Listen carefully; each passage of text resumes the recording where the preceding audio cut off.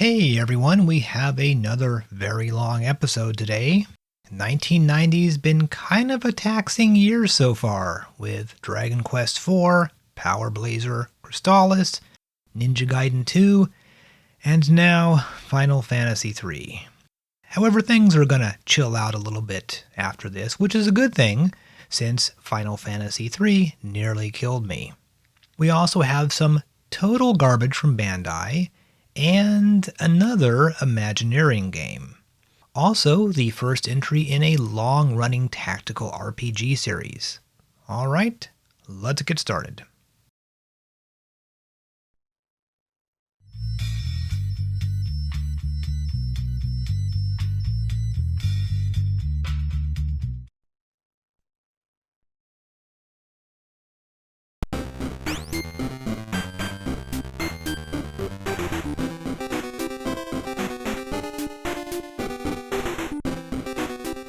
Hey, let's start off with the most boring game this episode, Kurogane Hiroshi no Yosou Daisuki. And this is the second horse racing game of 1990, and just like the first one, it uses the name and likeness of a real-life individual. In this case, Hiroshi Kurogane. That's him depicted on the title screen. Now, if you remember the Isaki Shuguru game from 3 episodes back? You recall there were tons of menus and options to go through to take out loans and place bets and all that kind of thing. However, this game is almost all menus, like so many menus. This looks way more complicated than the last game.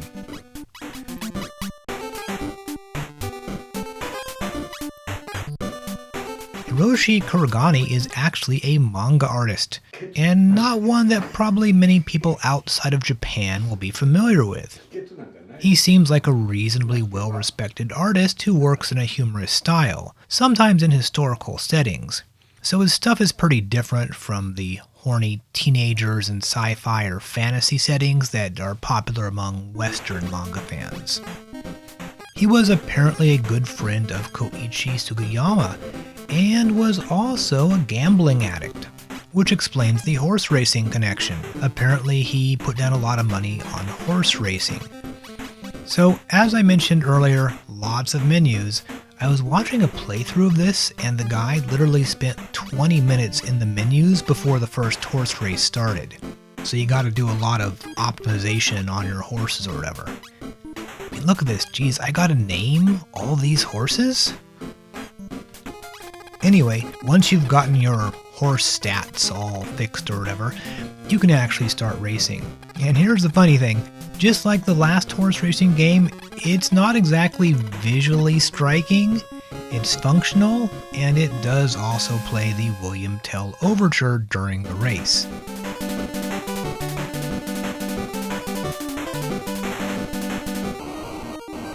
I'm kinda curious now if every Japanese horse racing game uses this piece of music. I suppose we'll find out eventually.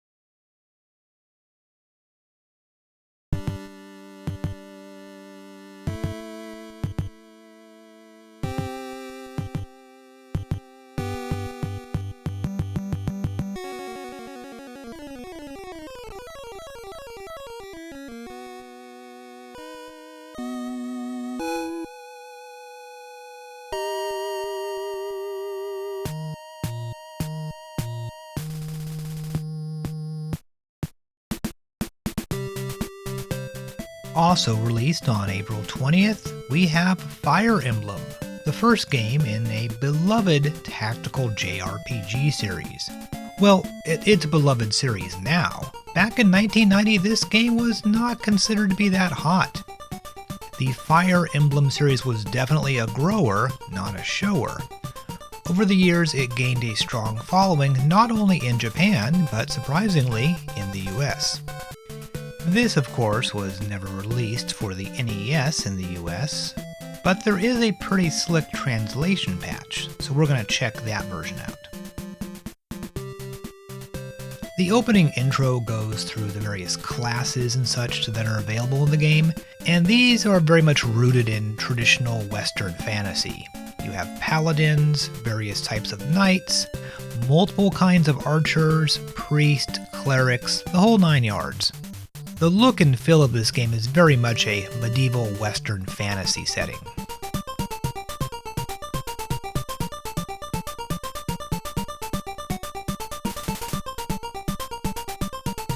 So we have some brief expository dialogue between the two main characters, Marth, sometimes translated as Mars, and Sheeta, a princess whose castle is being attacked by pirates as the game opens. A few dialogue boxes later, the action begins. You need to defeat the enemy forces and take back the castle. So, as you can see, we're on a little island here. The castle is on the western side of the island and is surrounded by pirates. There are around 14 enemies, and your own forces are only 7 in number. But of course, you will triumph because you are smarter than a computer, hopefully. Now this is completely turn-based. You move your guys around, and when you've completed your turn, the enemy then does their turn. Sheeta here is equipped with a flying horse and can travel pretty far each turn, and can move over otherwise impassable terrain.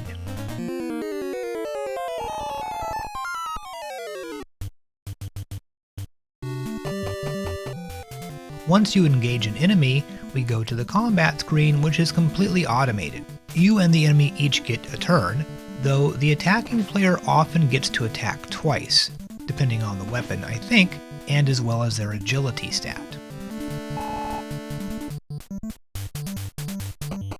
Once you're done moving your characters, you can end the turn, and then the enemy has their turn.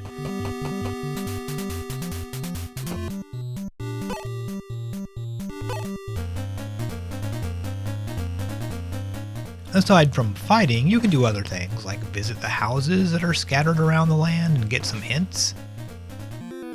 Fire Emblem was developed by Intelligent Systems, who worked on a number of NES games, including Metroid, though Intelligent Systems is technically a separate company from Nintendo, but that has close connections to Nintendo R&D 1. The game was produced by Gunpei Yokoi and designed by Shozu Kaga.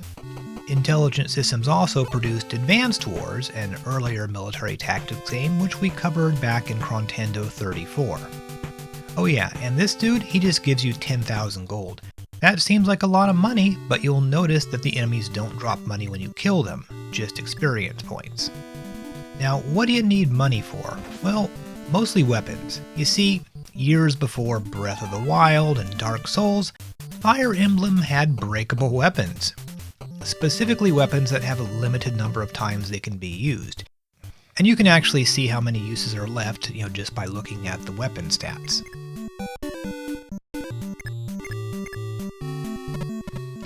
This first level is pretty simple. The enemies won't charge at you all at once, so you can take them on in small groups.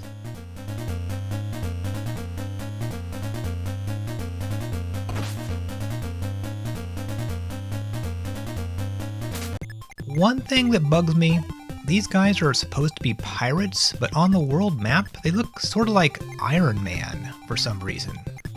The pirate boss will remain within the castle walls for protection. Once you defeat him, you have beaten the level. Gazak, as he's called, is reasonably tough, but can be taken down just by throwing your guys at him one at a time.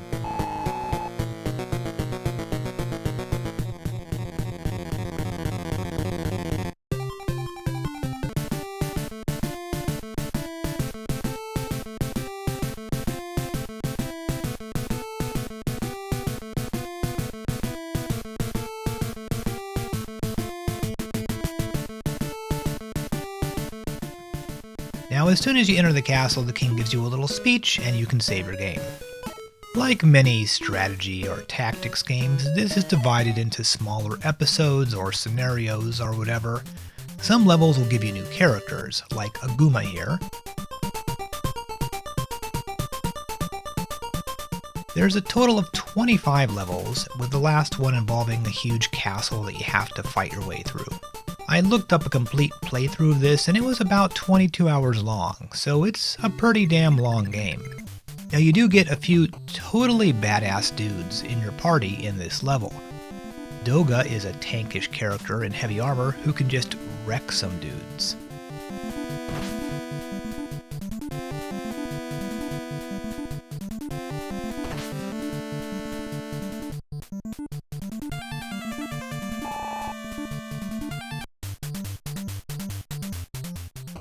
Characters can also carry more than one weapon, though they can only attack with one weapon during a battle. You can switch weapons at the beginning of your turn. And in the box near the bottom of the screen, you have these bars indicating how your stats compare to your opponents. And also, when you're not fighting, you can move the cursor around the map and check out enemy stats. Now, the type of terrain that you're standing on also impacts your stats, giving you bonuses. So standing in the forest gives you a 15% defense bonus. The game very helpfully shows you a box displaying this information on the screen for about half a second at the beginning of each battle.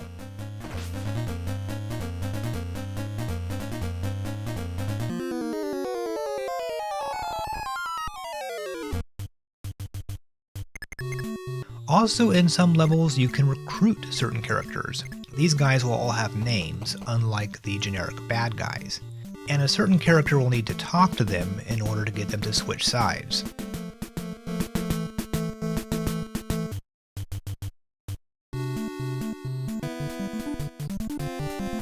Unfortunately, this dude died immediately after I recruited him when attacked by multiple pirates. And here's the thing about Fire Emblem, you can't just throw a Phoenix down or cast a revive spell or something on this guy. He's almost permanently dead. Technically there is an item much later in the game that can revive someone, but doing so would be pretty much pointless because he wouldn't have been earning experience for most of the game, and he would then be too underpowered to really be of much use. Permanent death is one of the hallmarks of the Fire Emblem series, though if an important character like Marth dies, you get a game over and then you have to reload from your last save state. As I mentioned earlier, another absolutely wacko thing that Fire Emblem does is making your weapons wear out over time. So you'll need to buy weapons from an armory, which appears on certain levels. And unfortunately here, all we're being offered is just generic lame weapons. And also in the style of the Dragon Quest IV inventory, a character can only hold a certain number of weapons, and the character that bought the weapons has to walk up to the character you want to give the weapon to in order to actually make the transfer. Like, you literally need to have both characters in adjacent squares. And while this is, I guess, realistic, it's also a pain in the ass.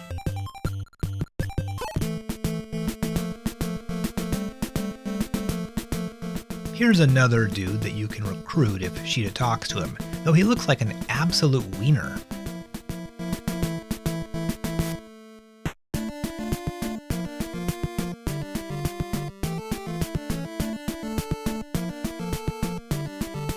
Fire Emblem was not very well received upon its initial release, with Famitsu giving it a mere 26 out of 40. Initially, sales were sluggish, but over time it improved, resulting in a sequel being released for the Famicom in 1992. Since then, the Fire Emblem series has slowly risen through the ranks to become actually a reasonably successful RPG series. Fire Emblem was among the very first NES games to get remade for the Super Famicom, with Intelligent Systems starting work on a 16-bit version in 1992. Released in January 1994, Fire Emblem: Mystery of the Emblem is a two-part game. The first part is simply a remake of the original, and the second half is a sequel of sorts. The game is reasonably faithful to the original, but with more colors, higher resolution graphics, and some minor gameplay changes, such as showing the range that your character can move on the map. It also introduced the support system, in which nearby friendly characters can influence a battle. The will of Henri the Great has fallen at the Now the weird thing is, there was an anime spin-off of this game, which was released in the United States. Garneth and death rule half the world. The Fire Emblem cartoon was the first official Fire Emblem product to make its way over here. Princess! I hope you have lots of hay, because we're coming with you!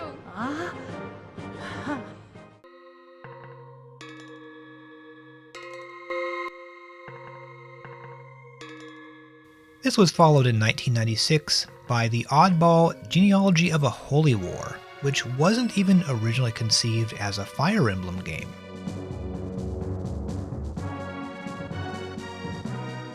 It's technically a prequel, taking place like 1,000 years before the first game. And this was the first game to introduce the skills mechanic, which are special abilities that characters could learn, almost kind of like magic. It also introduced the series' rock, paper, scissors hierarchy of weapons. This game was actually very popular, becoming the best-selling Fire Emblem game at that time.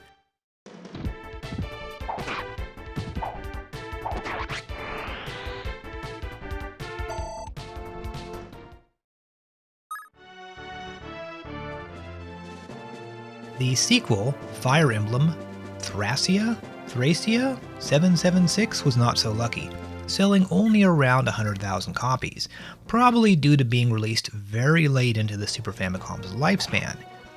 This thing hit the shelves in January 2000, or 4 years after Super Mario 64 and 3 years after Final Fantasy VII.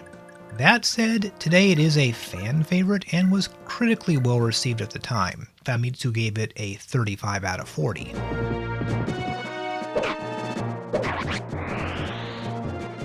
The series then moved on to handheld devices, starting with the Binding Blade in 2002, which had begun life as a Nintendo 64 title. It was followed by a prequel, the Blazing Blade in 2003, which incredibly received a US release, the first Fire Emblem game available outside of Japan.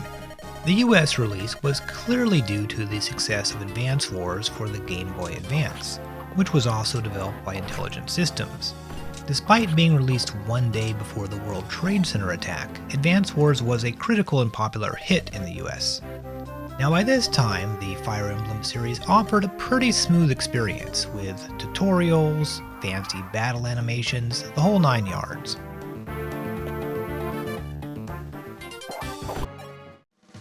After a GameCube and a Wii game, Fire Emblem settled into a comfortable groove with a series of DS titles.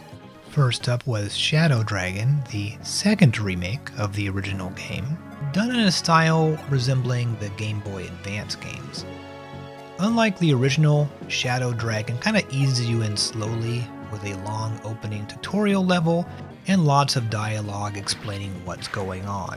A very different experience from the original game.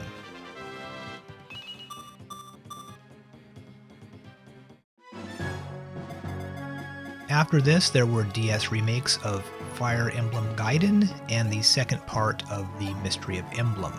By 2012, the series was facing declining sales, and Nintendo was on the verge of canceling the series entirely. However, the next game, Awakening, ended up being a substantial hit, selling over 2 million copies, and lifted the series out of its cult status and into the mainstream, with gallons of jizz being spilled by Western game critics. It had fancy anime graphics, 3D models, the game threw in mechanics from many past games, and counting DLC and all that kind of stuff, it had something like 150 playable characters. 2015's Fates was an even bigger critical and popular hit, selling over 3 million copies, a proverbial 20-year overnight success.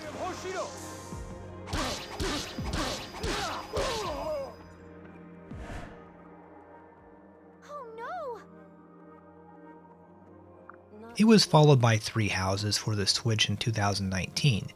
At the moment, the entire series is relatively accessible to English-speaking fans, with virtually all of the Japanese games having received fan translations. The original NES version of Fire Emblem did eventually get an official English release in 2020 for the Switch of all things. It was added to the eShop in December 2020 and then removed in March 2021. However, it was also released as an expensive deluxe physical version, which contains a fake NES cartridge and that sort of thing. You can still find copies of this if you don't mind paying around $100 or so. Okay, so going back to the game, here's the next boss. He can be kind of a tough dude. You do have archers who can attack him from a distance, though this guy is actually capable of doing the same to your archers. Gordon here got a lucky shot in, a critical hit.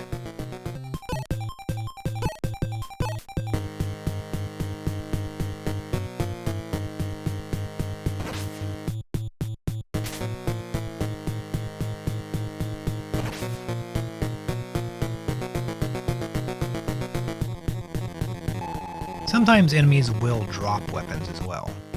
Generally speaking, most levels have you being attacked from multiple sides, so you often have to take care of the nearest group of enemies quickly so you don't get overwhelmed by fighting two groups at once. The game does give you healers, which can be used to heal wounded units. There's also these little fortresses that will gradually heal you if you place your unit inside of them, but of course it can only hold one unit at a time. Also, certain classes can promote, that is, they can upgrade to a new class, though promotion is somewhat limited in this game compared to later games in the series.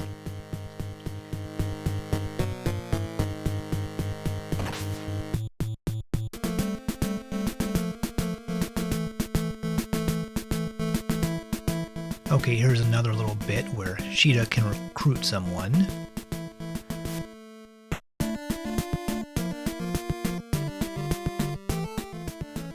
Whoa, ho, ho! You can do anything you want to me. Sheeta is a very kinky girl, it sounds like. Eventually, you'll have so many characters that you'll need to choose which one you actually want to use in a particular level. One thing about Fire Emblem is that you can't really brute force your way through it. You pretty much have to think tactically. Placement of your characters is very important. One unit can only occupy a space at a time.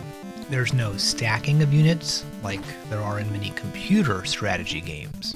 And you do want kind of ranger units so that individual units can't be attacked by multiple enemies.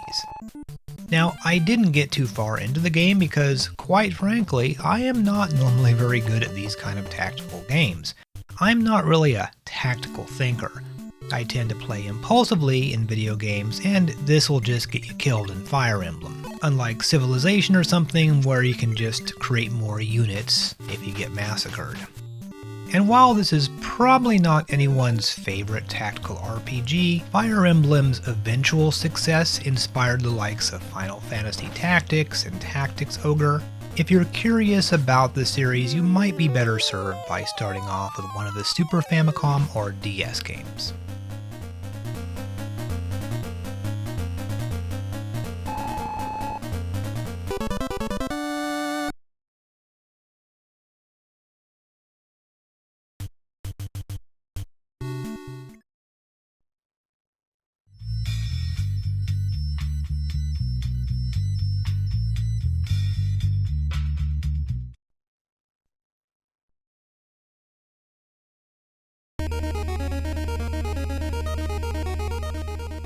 Alright, let's take a look at some Western releases for April, or US only games, as I erroneously sometimes call them. Many of these did in fact get released in Europe. It wasn't all specky and Mega Drive over there. Ooh, and hey, we got a sexy lady robot here. Sure would like to bone that robot. Pinbot is a pinball video game, but unlike most pinball video games we've seen in Chrontendo, it's based on a specific real-life pinball table, hence the credits for Williams on the title screen. One strange thing, while Pinbot was released in 1990, and the back of the box has a 1990 copyright date, the title screen shows a 1988 copyright to Rare, which makes me wonder if the release for this got postponed for some reason. So, the layout of the table on the screen is a little strange.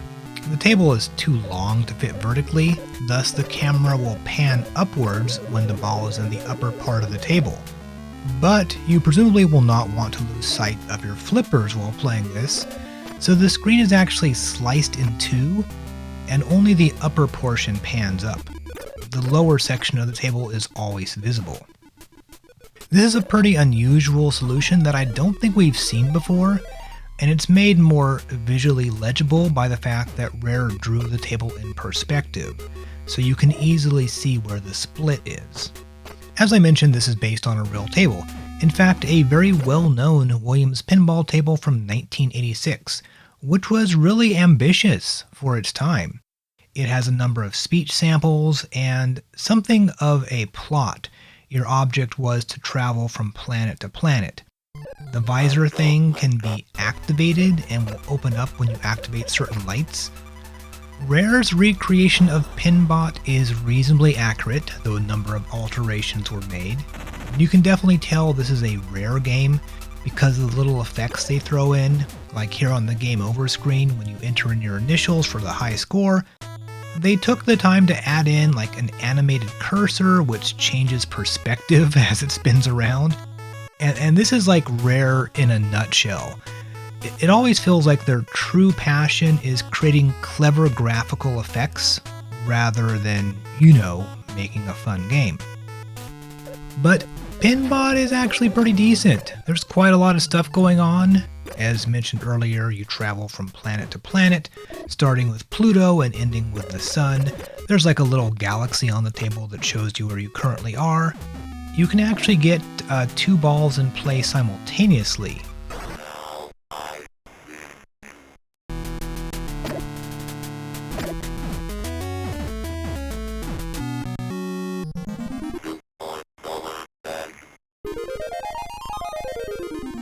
And the game throws in various gimmicks, like a normal ball being replaced by like a polygonal shaped ball. Later there will be enemies on the screen that can do awful things like destroy one of your flippers. Also of note, it uses an eye-catching blue and purple color scheme, which you might remember became faddish a couple years ago, and for a while it felt like every album cover or movie poster was all blue and purple.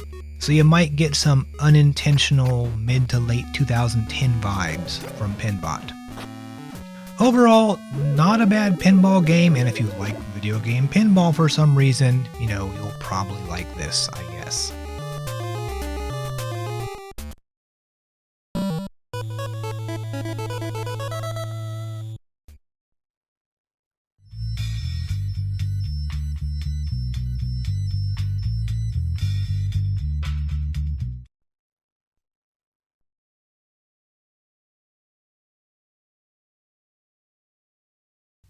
Oh hey, another Rare game.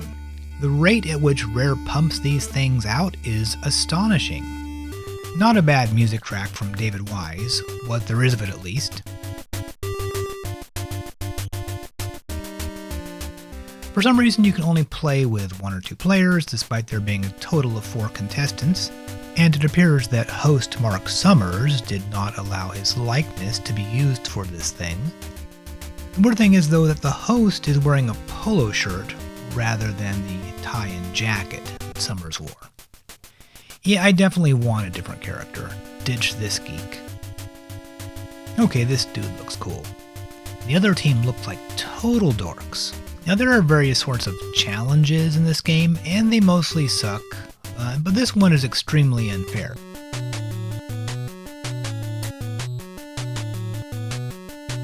I mean, look at that. One try. Double Dare is a pretty simple trivia game with a few unusual enhancements, as we shall see. Like a lot of trivia game show adaptations, the NES version gives you multiple choices for the answer, and you simply need to select the correct one. On the original TV show, the team wouldn't be giving any choices, they just had to know the answer. And of course, many of these questions would be pretty difficult for today's kids.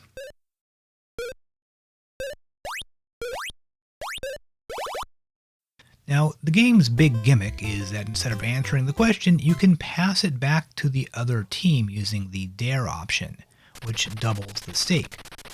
However, that team can then go right back and double dare you, which passes it back to you, and this doubles the money again. If the double dare is incorrectly answered, the other team gets the money. Now here's where the game goes off the rails. If you are double dared, you can then choose to take the physical challenge instead of trying to answer, which means you need to perform some ridiculous task in a certain period of time. These often in the actual TV show involved throwing things. So here, for example, you need to throw a water balloon into a basketball hoop. Most of these physical challenges are really annoying due to the game's weird angle and speed meters.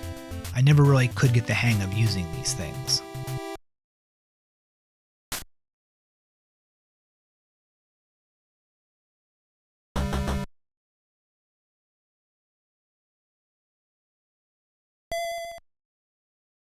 The original Nickelodeon television show ran from 1986 to 1993 and was an immediate success.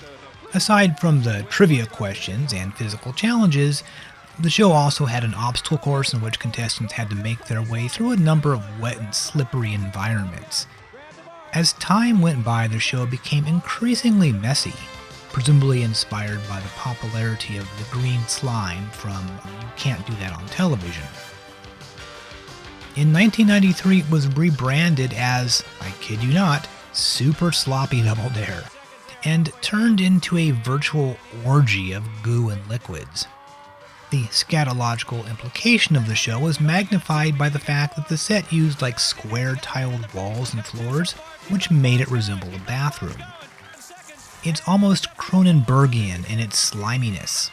And perhaps we might find similarities between this and the performance art of the Vienna actionists, such as Otto Mühl or Hermann Nietzsche. And I do actually wonder if there is some connection between kids watching this stuff and the sudden popularity of bukkake porn in the US in the late 90s, early 2000s. Pornographer Jeff Mike, the man who brought the genre to the United States, says that after releasing his first bukkake video in 1998, he was quote-unquote bombarded with positive responses, almost as if there was an existing audience just waiting for this kind of thing. What could have possibly warped the minds of viewers back then? I wonder who. And my mom wanted me to be a doctor. Now, the first video game version was released for computers in 1988 by GameTech with exactly the same box art as the NES version. The DOS version is pretty damn ugly, but the questions seem a bit easier since they focus more on general knowledge rather than the very specific 80s TV pop cultural references in the NES game.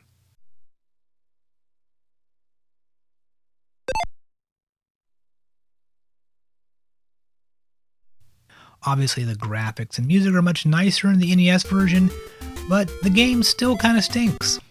First of all, why is my teammate super high? We're on TV, lady. We're trying to make money. Get your act together. Here's a tough one in 2021. What type of product does Inspector 12 check out? Beats the heck out of me. Turns out it's a reference to Hanes underwear ads from the 1980s, which suggest that old ladies just totally maul your tidy whities before it ends up touching your junk. Is this also kind of a weird sex thing? Maybe? The physical challenges in this game are pretty annoying. As mentioned earlier, there are all sorts of challenges on the TV show, but the video game focuses mostly on throwing things at a target. Cake Catch, for example, has you catching cakes. You jump off a trampoline and try to catch a cake in the air. Many times it will just pass right through your body like a ghost cake. I think you might have to catch the cake while it's above your head. Other physical feats you must accomplish: bowling, which is pretty easy actually. There's also putty golf, where you play miniature golf with a weird-looking egg.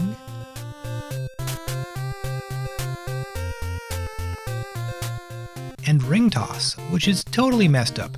The rings have a shadow which is completely deceptive. Check this out.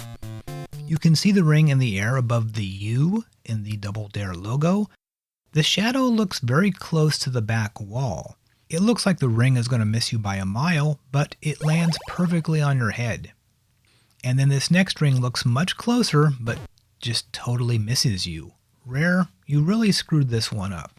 Some of these, though, are super easy, like, pie in your pants?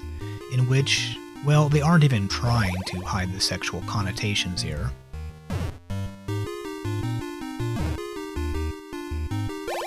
Or kangaroo catch, which is the same as pie in your pants, only you're trying to get a baby kangaroo down your pants. Jesus. Playing against the computer is tricky because it apparently randomly gets answers either right or wrong. So dare and double dare options are risky since it will just randomly know an answer that no 13-year-old in 1980 would know, like what Chubby Checker's real name is. Anyway, I rallied in the end and just stomped these dorks.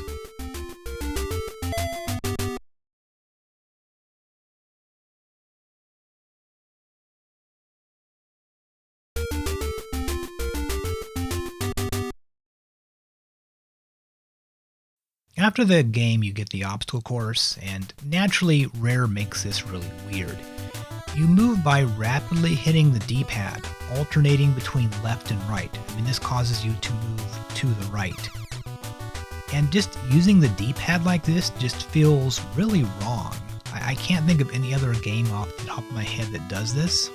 So like most Rare games, this is the weird combination of elements that feel pretty slick, like the music, and things that feel just completely unpolished, rushed, or just plain wrong, like the physical challenges and the obstacle course.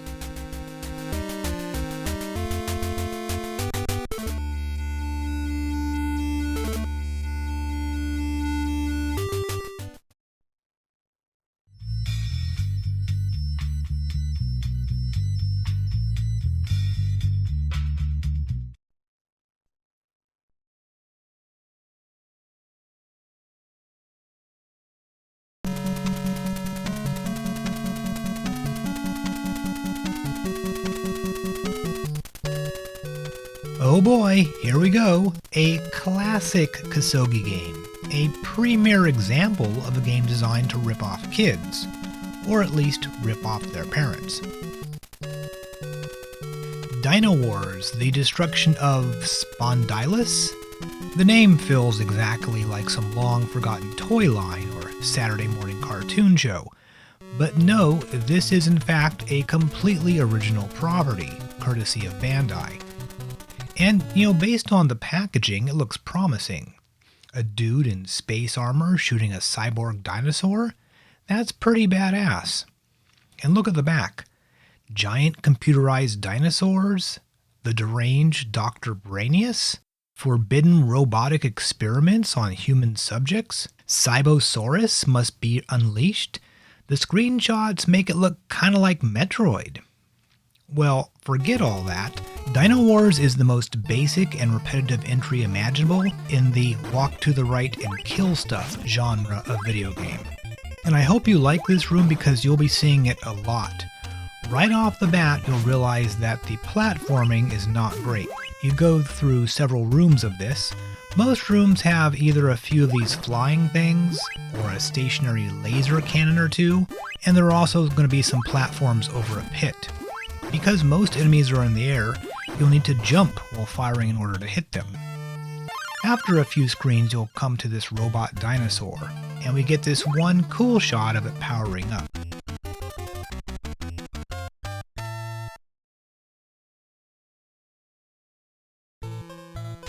This is Cybosaurus, apparently the most powerful robot dinosaur in existence, though it doesn't come with any weapons other than your little tiny Tyrannosaurus arms. Yeah, you actually have to punch enemies until you find a weapons pickup. And you're also going to need to duck a lot because many of the dinosaurs are shorter than you.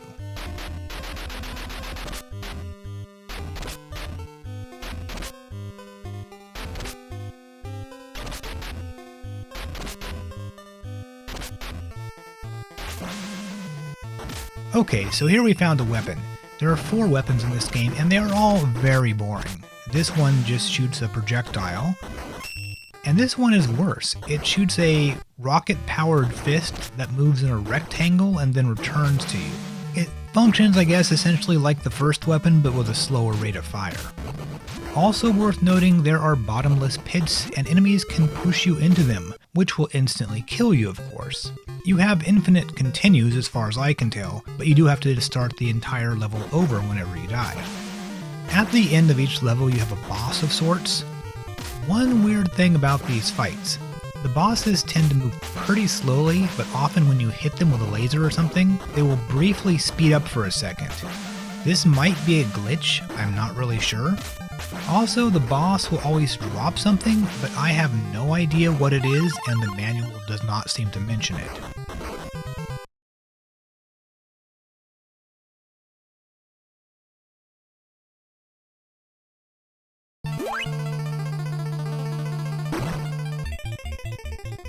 So for the second half of the level you are on foot again, and if this looks familiar, that's because yes, this game uses the same handful of rooms over and over again. There are only like 6 or 7 room layouts in this game.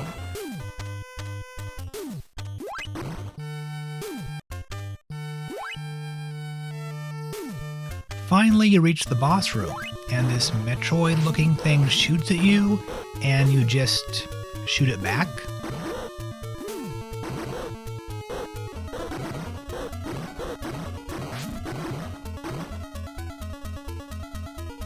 Once you defeated it, well, here's the kicker.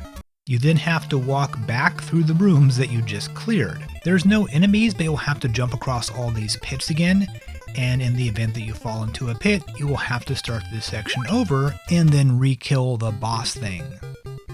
So once you return back to the surface, you beam out to the next planet and repeat for the next 6 planets. And here's the thing. At this point, you've seen the entire game, meaning all the levels are functionally identical. Sure, the colors and textures are different, but they all play the same. Going forward, there are no new elements introduced into this game at all. This isn't like Super Mario Bros. Where you have a water level or a fiery level or the Hammer Brothers suddenly show up. It's just nothing but walking left to right, shooting at dinosaurs. Like quite a few Western-only games, there is no in-game mention of the story at all. Everything is explained only in the manual. So if you want to know what the hell Spondylus is, you'll need to check out page 3 and learn that it is an artificial solar system whose computers have been infected by a virus. This sounds actually kind of like Power Blade. Also, the evil Dr. Brainius has sent a bunch of Robosaurs to Spondylus to stop you, I assume. Your name is Dr. Proteus, by the way, and I assume that blob-looking thing that you shoot at the end of each level are the viruses? Like literal biological viruses in the computer, not computer viruses. Oh, and by the way, these flying things are referred to in the manual as the Flying Hounds of Destruction, and the platforms that you jump on, those are the Platforms of Deception. Now this was published by Bandai, but was developed by none other than Advanced Communication, the guys behind Photon, the ultimate game on planet Earth, and Dr. Jekyll and Mr. Hyde. And I guess it's kind of cool to see this sort of old school garbage in 1990. This really feels like a game from the 1980s. Now in my opinion, Dynowars has sort of a Dashed Galaxy vibe, where they created a game that really makes no sense, and then tried to come up with some kind of ridiculous explanation as to what the game is about. It also has very weird jumping physics, and the platforming is far and away the worst part of the game. Seriously, check this out right here.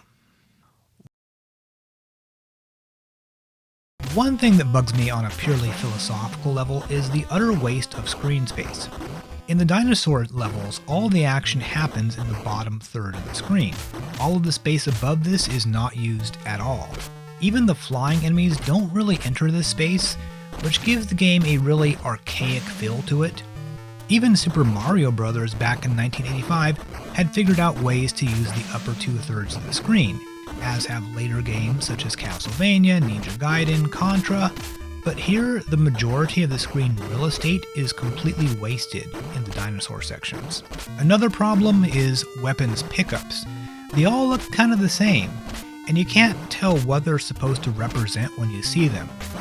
Ideally, pickups should be easily recognizable. Think of the Fire Flower in Super Mario Bros. Or the sub-weapons in Castlevania. In addition, two of the weapons are absolutely useless. The pea shooter and the laser are really the only two worth using. The launch fist is very slow and has to return back to you before you can shoot it again, and the bombs are thrown in an arc, so unlike the laser, it's very possible to miss the target if you're using the bombs. You can power these weapons up 1 or 2 times, but if you die, you lose your weapon, which means that you can't screw up a single jump when going through the base sections, otherwise you'll start the dinosaur section in the next level with just your punching fist. So a few other things to note. That little spaceship thing you see at the top can be used once per planet, but only in the beginning of the dinosaur levels. All it does will just destroy everything on screen. Oh, by the way, in the manual, the dinosaur sections are referred to as dinosaur mode, which makes sense, I guess. And the parts where you're on foot, believe it or not, the manual calls this quote-unquote man mode.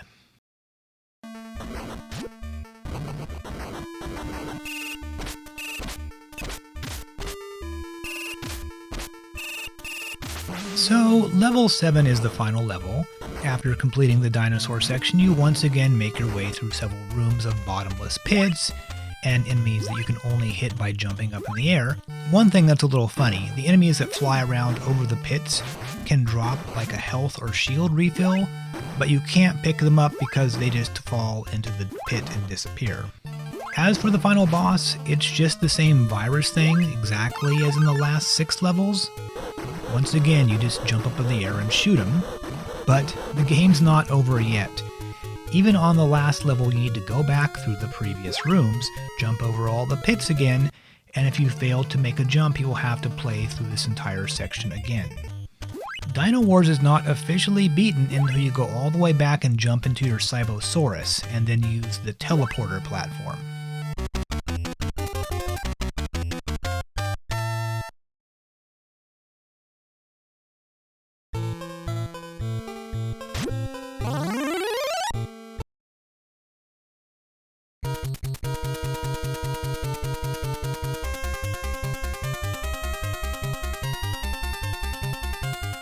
So finally, the end. The programmer didn't want to use his real name on this, I guess.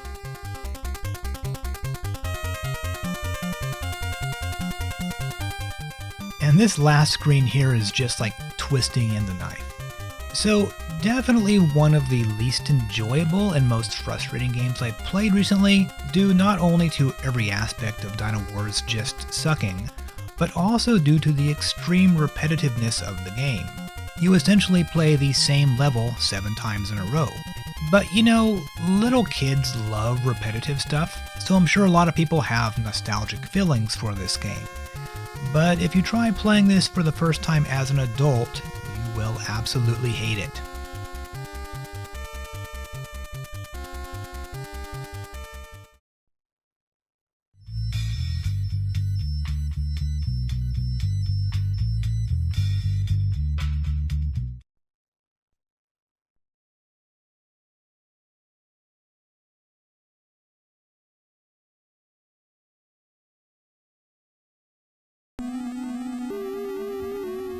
Oh boy, another entry from the House of Kitchen, Ghostbusters II. Now before we go any further along, let's address the mystery surrounding this logo. Namely, what's going on with the lower half of this ghost? Is that a foot? Does he only have one leg? Or, as you know, cartoon ghosts are often drawn without legs, having sort of a tail instead? I mean, probably this is originally derived from the idea of ghosts wearing a ragged shroud or a burial cloth. Now this is the official Ghostbusters 2 logo as it appears on posters and such. It also does appear on the Ecto-1 in the movie itself, indicating that the Ghostbusters themselves were aware that they were in a sequel. However, the opening credits in Ghostbusters 2 clearly show a 2-legged ghost, with his right leg partially obscured. Who decided to remove the second leg, and why? I guess we'll never know. Now, Ghostbusters 2 is kind of a screwed up game, and it has this weird attract screen sequence. It starts off with a little animated intro. Okay, not bad. Then it goes into this long demo of the game's driving sequence and gives you some gameplay tips. And this lasts for a good full minute. Then the game credits roll. The game was designed by Dan Kitchen, Gary's brother, and developed by Imagineering, of course, published by Activision. We recently covered Imagineering's A Boy and His Blob and Destination Earthstar. And then after the credits, the game's actual intro starts up, where the plot is explained. Was this written by Travis Bickle? It then repeats the whole sequence until you hit the start button. The whole thing is like a good 3 minutes long, which has got to be the record for the longest attract mode sequence on an NES game. And this is the only way to see the game's intro with the plot summary. If you hit a button at any point during this, the game will officially start and you'll miss all of this. Okay, so once the game itself actually starts, you'll get this monologue from Vigo, the Scourge of Carpathia, then a scene of the Ghostbusters ascending into the sewers or the subway or whatever the hell this is. Apparently in the movie the Ghostbusters have new weapons that shoot slime. Now, I'll be honest, I saw Ghostbusters 2 in the theater when it came out, and I have not seen it or probably even thought about it since then. And if you were to ask me to summarize the movie, I'd say, well, there's an evil painting that's going to destroy New York, and the Statue of Liberty comes to life, and that's actually all I remember. Ghostbusters 2 is what I would call a modular game. It has two distinct styles of gameplay. One where you walk from right to left, shooting enemies above you and avoiding obstacles. The second mode is the driving sections, where you avoid obstacles in the road by changing lanes and occasionally having to jump over large holes in the ground. Now, I'll be blunt, this game is frustrating, repetitive, and just plain obnoxious. The driving sequences remind me of Battletoads, though not quite as bad. These sections do require memorization, and they kind of feel like they were added in to keep you from finishing the game too quickly. There are tons of different types of enemies, and some will kill you while some will merely slow you down. But regardless, the sheer amount of fast-moving shit this game throws at you is just obnoxious. Like these damn briefcases which just move way too fast. One way of dealing with these obnoxious enemies is by setting up a ghost trap. I don't remember what these things are actually called in the movie. And apparently this level is set in a courthouse. Okay, here's another driving sequence. Then, okay, this is definitely a subway. I feel like I'm back in a Boy and His Blob. So much stuff just comes rushing at you in this section. I mean, look how fast that bat is. Okay, now we have the Statue of Liberty level. This is similar to the on-foot levels, except you're attacked only by enemies above you, and there's no jumping here. Suddenly the game turns into Galaga. All these ghosts move around in patterns and you shoot them down.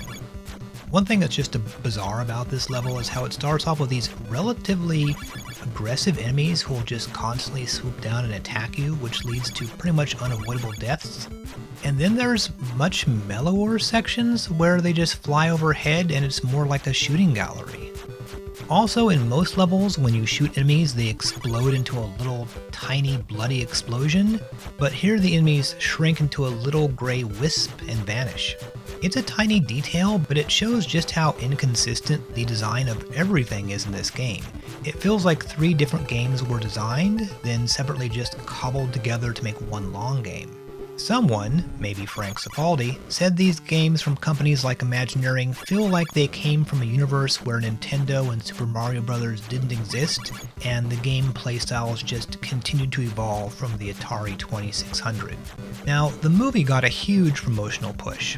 After all, the original Ghostbusters was Columbia's biggest moneymaker ever, and they were banking on Ghostbusters 2 making a ton of money as well. Unfortunately for Columbia, Ghostbusters 2 underperformed at the box office. Several hundred people, and they sat through the entire movie. They were there to have a good time. There was one laugh in 2 hours. Still, there were multiple different Ghostbusters 2 games released on various platforms, starting with 1989's Ghostbusters 2 from Activision, developed by Dynamics, the guys behind MechWarrior and Betrayal at Krondor, among other things.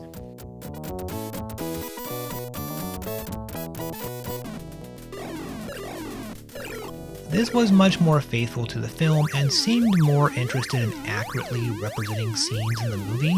It also makes use of voice samples, scanned photographs, and so on. We got one! There may have been a foot fetishist working on this though.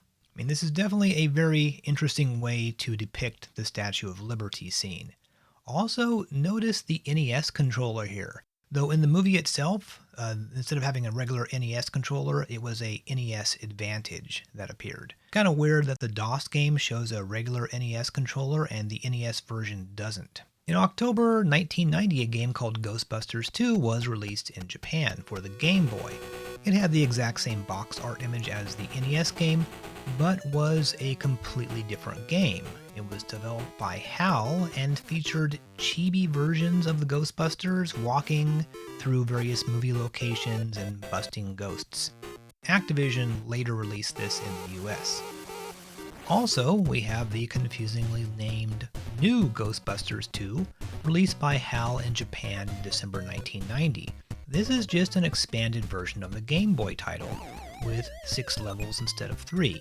This was not released in the US, probably because Activision already had a different Ghostbusters game released here.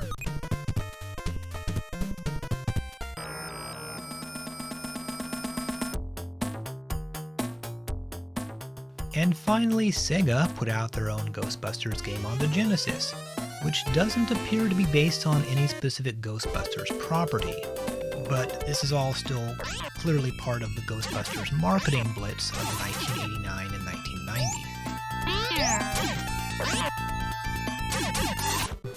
Now, once you've finished the endless Statue of Liberty section, you end up at the museum, and maybe I was a little bit too hasty about the NES version not having any foot fetish content.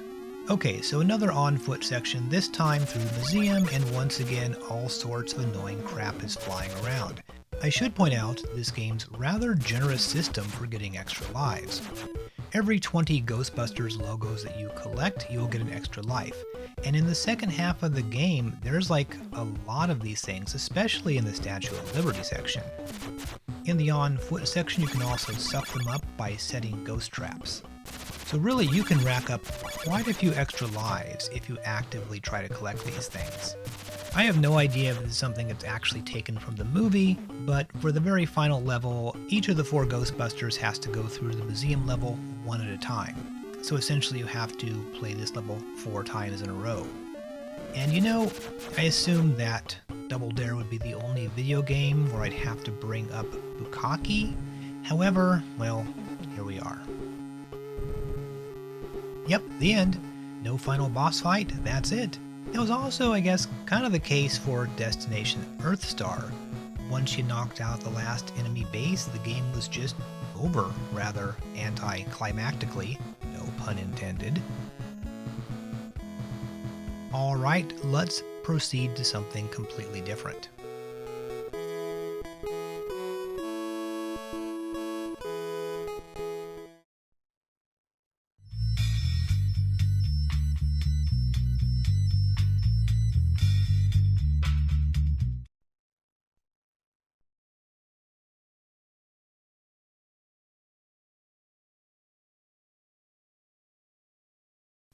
Hey, it's our last US-only game for the month of April, Ironman Stewart's Super Off-Road. Why does this look like the Del Monte logo?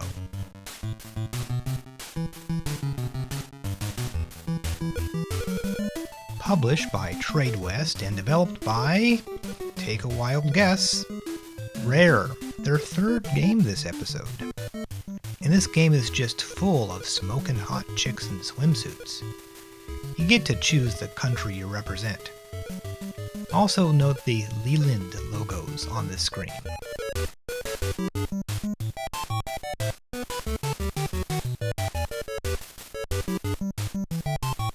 This 3D lettering with the reflections and stuff just looks like it was designed by Rare.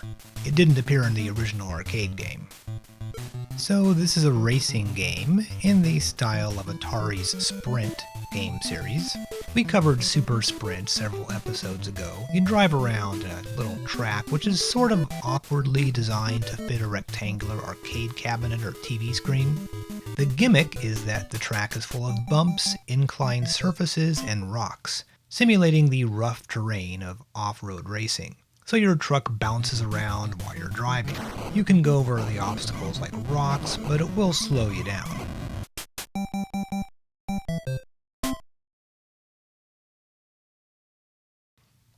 You win money at the end of each race, and you can use this to either upgrade your tire, shocks, that kind of thing, also your acceleration and your T-speed.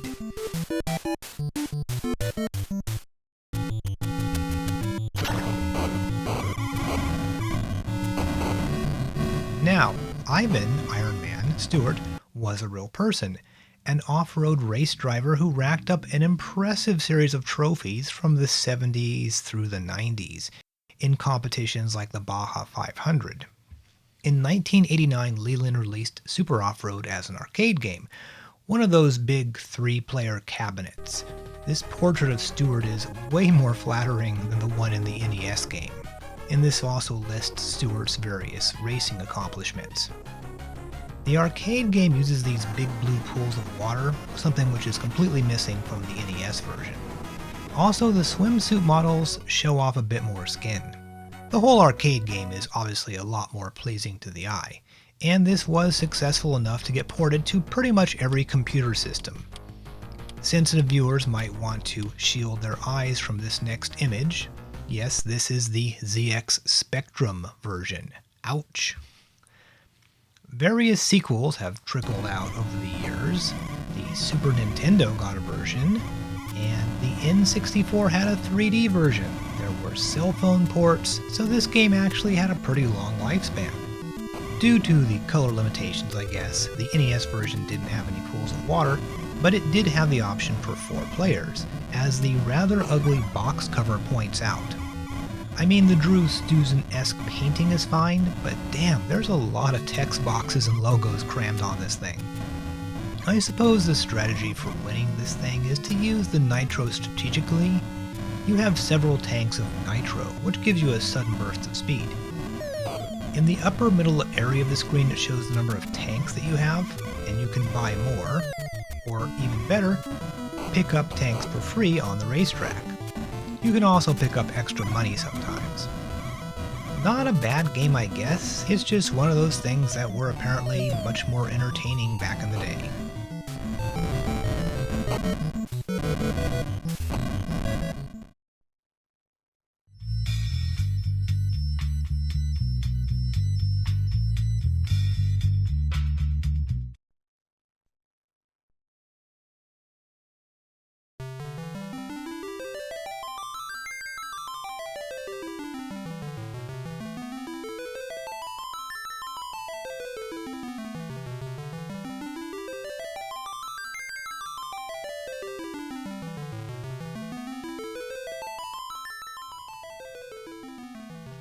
Alright, here we are, the last game of April 1990, and one of the last big games for the Famicom.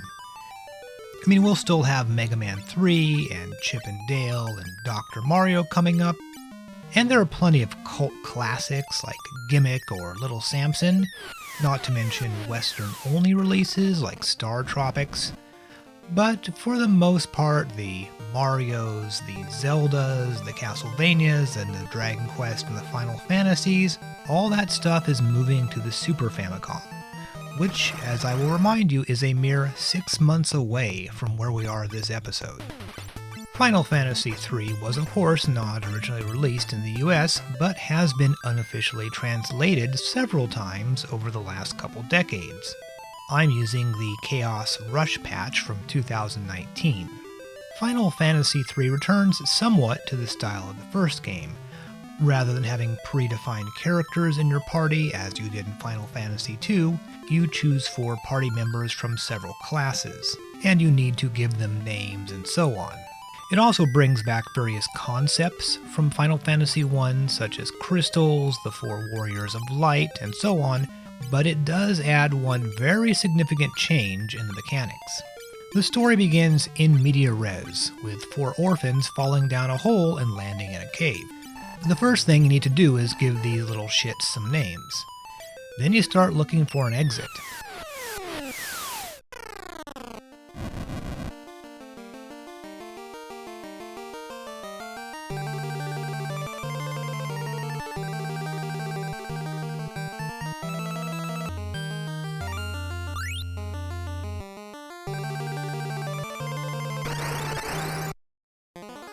You immediately come across some appropriately disgusting looking monsters which you need to fight.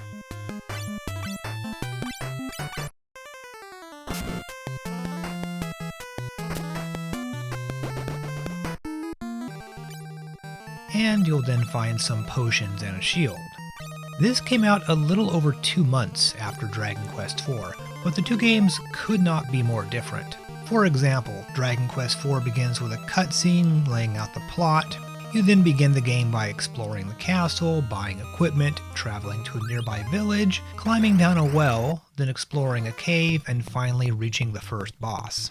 By contrast, in Final Fantasy III, the first boss fight happens about 4 minutes into the game.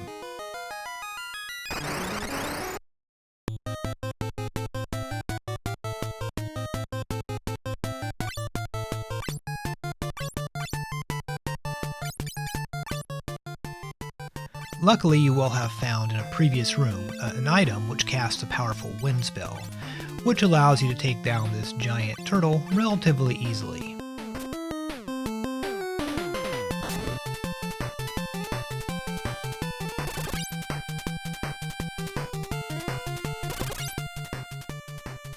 After this encounter, the first of several crystals in the game will appear.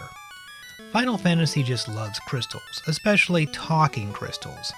This crystal basically tells you the world is going to end unless you 4 dudes do something to save it.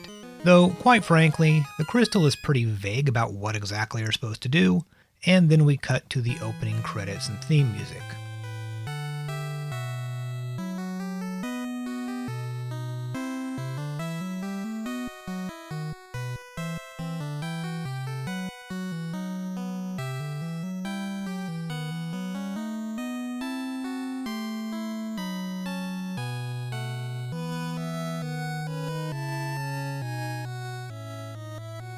The usual suspects show up here: Sakaguchi, Miyamoto, Terada, Tanaka, art by Uematsu, and programmed by Nasser Gabelli. Now at this point, technically you can leave the cave, but this wouldn't be a proper JRPG if it didn't have you searching for loot at all times. So let's poke around, find a hidden passageway, open up some treasure chests. You'll find money, or gil as the game calls it, and some equipment like a long sword and nunchucks. Alright, now here comes the important part. Final Fantasy III would have been a perfectly fine 8-bit RPG if it just carried over the mechanics of the first. But you know, what elevates it above the Dragon Quest and the earlier Final Fantasies, and all the other JRPGs that we've seen so far, is the job system. Final Fantasy I and Dragon Quest III gave you options to upgrade your class. For example, in Final Fantasy I, you could upgrade the warrior to the knight, or the black mage to black wizard, which gave you new abilities. In Dragon Quest III, you could change class at the Dharma Temple, resetting you back to level 1, but keeping the spells that you learned. On the other hand, Final Fantasy III allows you to change your class at literally any point in the game, as long as you have the necessary capacity points.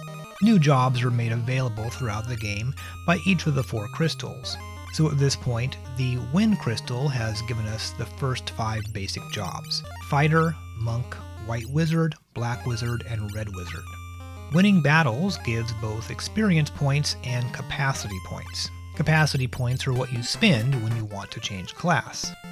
Different jobs can use different types of equipment and cast different magic spells.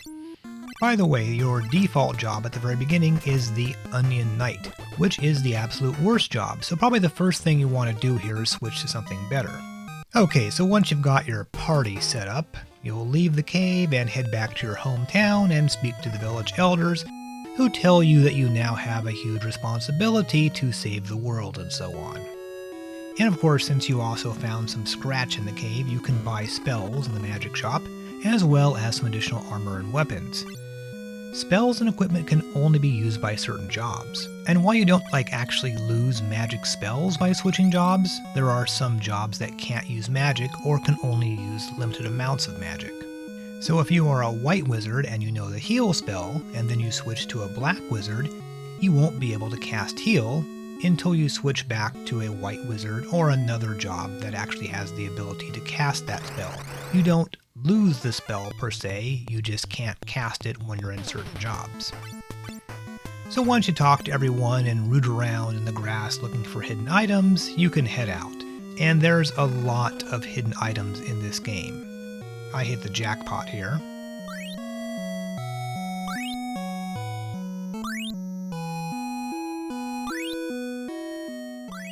Now before long, you'll find a village where everyone's been turned into a ghost, I guess, by a genie. In this bar, you'll find Sid in his second Final Fantasy appearance. He lends you his airship, which just happens to be parked in a nearby desert.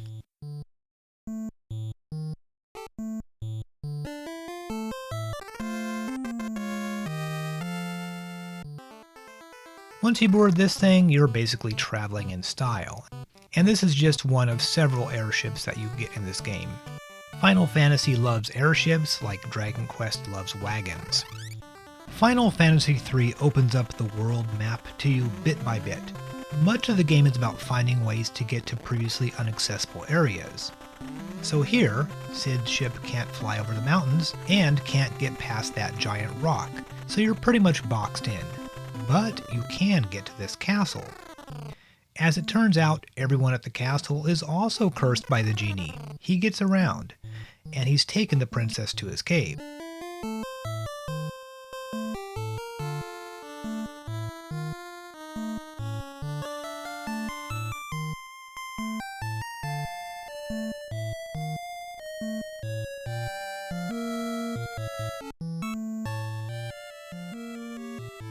And while you're here, you should of course investigate the castle for loot. Here's Blizzard Magic, which can be used by a black wizard. This of course will cast an ice attack. As always, the art is excellent with tons of creepy monsters, and all or almost all of the art being used is brand new. As before, enemies can hit you with status elements, but it doesn't seem quite as bad as in Final Fantasy I, where it seemed like you were just constantly getting poisoned or blinded.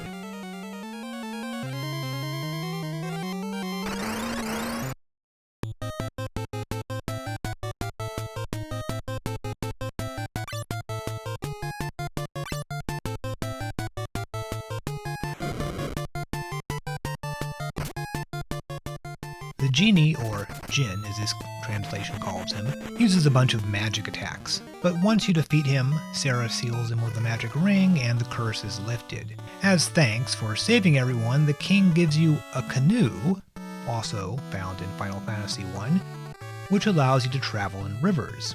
Before you leave, you can visit the princess and sleep in her bed.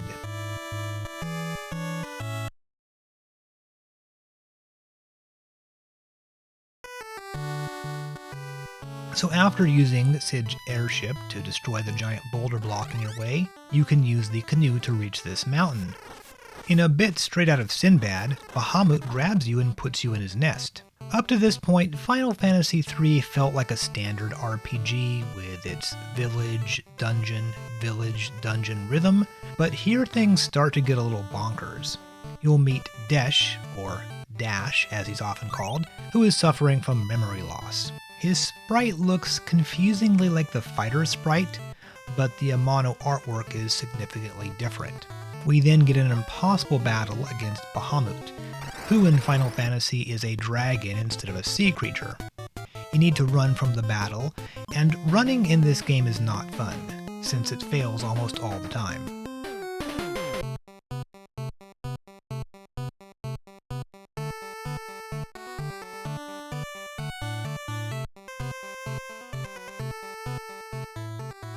Desh teaches you the mini spell for free, since that particular spell is required in order to progress the plot.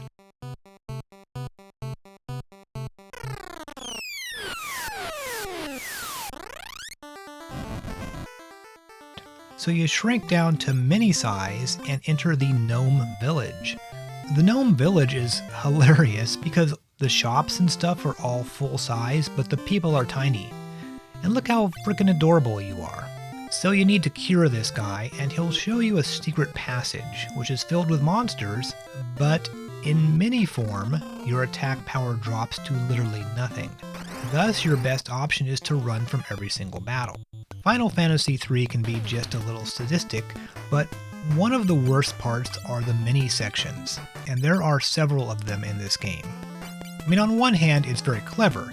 It completely changes the dynamics of the game for these parts, but it's also sadistic because you are virtually helpless in mini form, and attempting to run from battles frequently fails, so you can just get pounded by enemies here. Now once you're out of that tiny passage, you can recast many and return to your full-size form.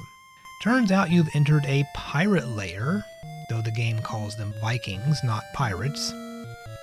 As always, you want to just completely ransack the place, looking for hidden treasure everywhere. You definitely will have to purchase stuff in Final Fantasy III, but a lot of the best weapons and armor you find in treasure chests.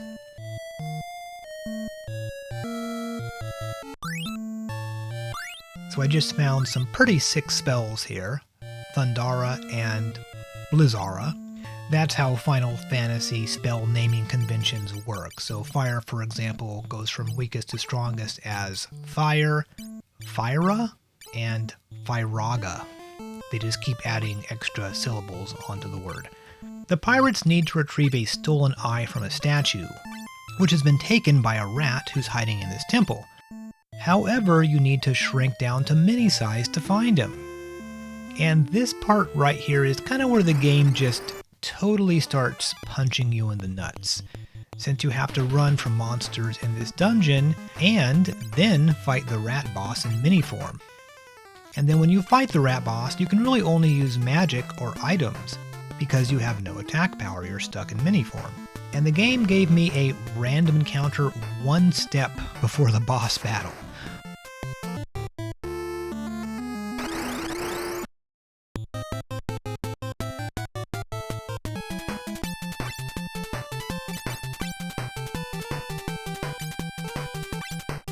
One funny thing though is when you die in mini form, you become flattened like a pancake.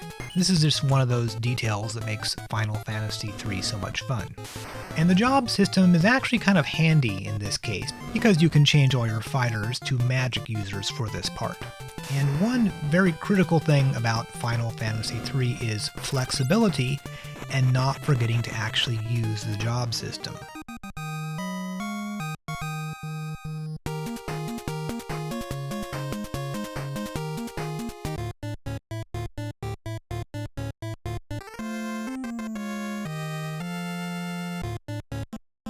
Anyway, you've upgraded from a canoe to a boat now, so you can explore new lands. You can find the Chocobo Forest nearby, with Chocobos making their second appearance in the series. For some important plot exposition, we head to Gurgan Gulch, or Gulgan Gulch, as it's referred to in the English version. A Gurgan was mentioned in the intro at the very beginning of the game, and they are kind of like monks or something who can see into the future. And they also give you the Toad spell, which is yet another shrinking spell. Yes, you've got to head off to a flooded tower and turn into toads so you can swim underwater.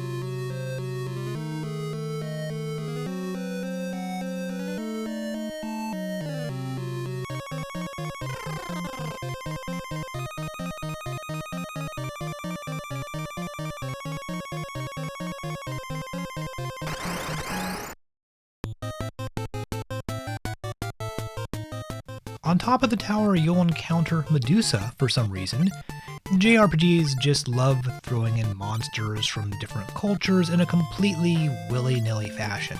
She's not too tough like most of the bosses so far, and the game kinda lulls you into a false sense of security, but the bosses will get much rougher soon.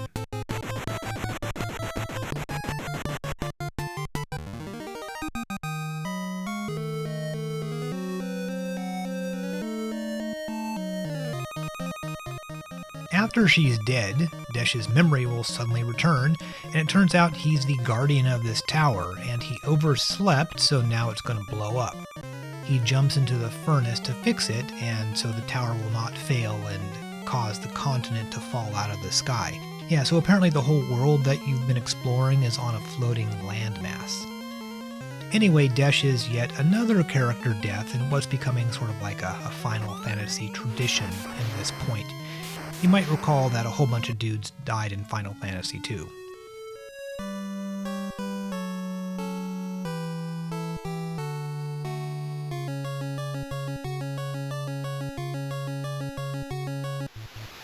So keep exploring the area and you'll find this place, where the famous Gissel greens are grown.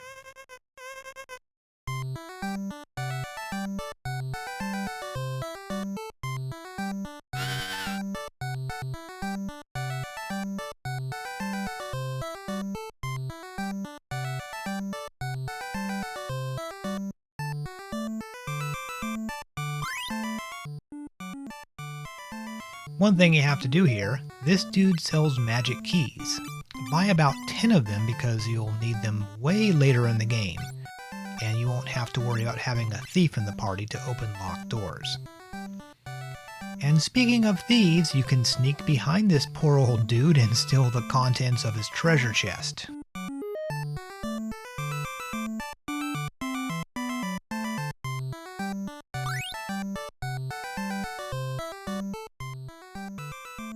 Some more classic Final Fantasy moments here.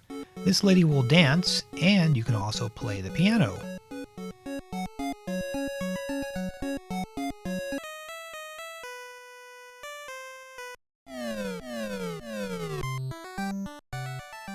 And then there's also a hidden passageway that leads to this person who suggests that you write to the Square development team with your opinions about Final Fantasy. One interesting bit of trivia is that much of the work done on Final Fantasy III was done right here in Sacramento, California. Nazir Kabeli apparently had some problems with his work visa in Japan and got kicked out of the country. So he returned to his hometown of Sacramento, and Square set up a temporary office there in town so that they could continue work on the game. Final Fantasy III is, I suppose, one of the city's major pop cultural exports, along with, I don't know, the Deftones and the movie Lady Bird? At this time, Square had perhaps too much on its plate. It certainly seems that Square was planning on releasing Final Fantasy III in the US. This is a promotional image, which certainly suggests that. But eventually they decided to focus its energies on the upcoming Super Famicom projects like Final Fantasy IV. And of course, Square released an enormous number of RPGs over the next couple years for the Super Famicom and Game Boy, like 7 games in 1990 and 1991 alone. It seems like every single 2D Final Fantasy game has been ported a million times, but Final Fantasy III was unlucky when it came to ports and re-releases. A WonderSwan version was planned but never completed, and it was never even officially cancelled, it just disappeared without a trace. Unofficial fan translations have been released since the 1990s, but we did not get an official English version until 2006. When a 3D remake was released for the Nintendo DS.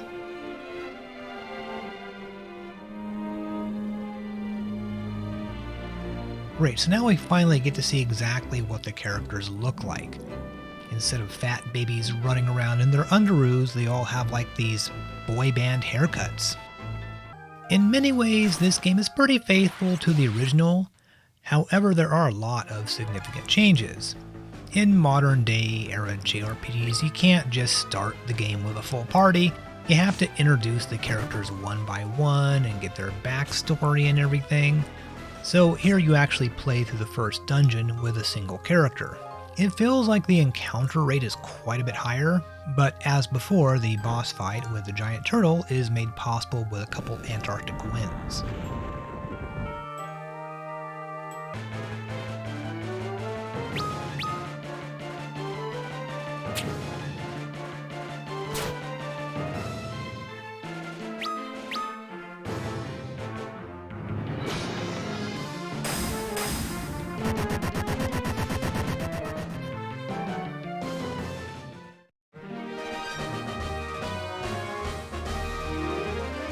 However, the crystal is much less talkative, and you don't get the ability to change jobs at this point. The fact that in the original Final Fantasy III, it introduces its unique game mechanic maybe 5 minutes into the game, that might seem a little weird for audiences in the 2000s, an era in which JRPGs just require a ton of build-up for absolutely everything. Final Fantasy XIII is perhaps the worst example of this.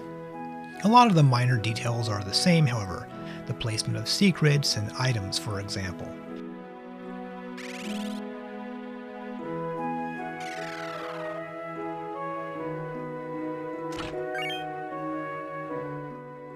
You meet the second party member here, and of course he has to have a character arc to go through. He leaves town and you follow him so he doesn't get into trouble. He wants to enter the cursed town on a dare to show that he's not afraid.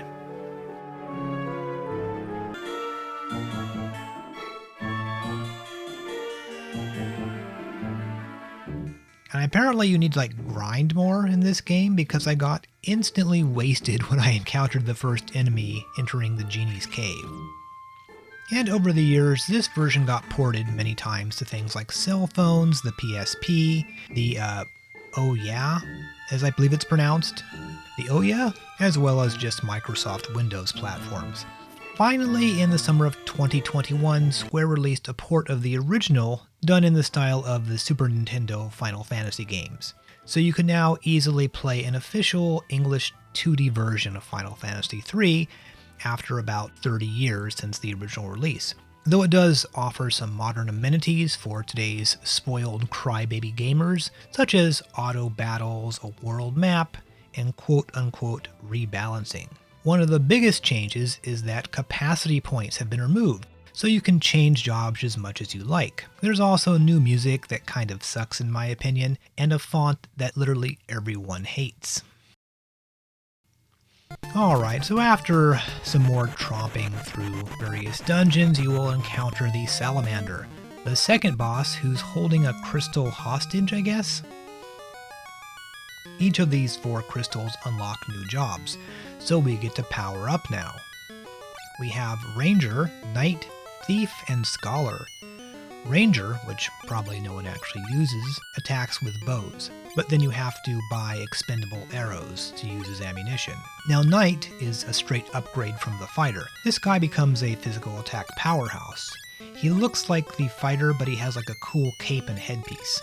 The Thief can open locked doors and steal items from monsters, and the Scholar uses books to attack monsters with and to cast magic spells. But for the moment, I'm leaving everyone but the Fighter in the same job.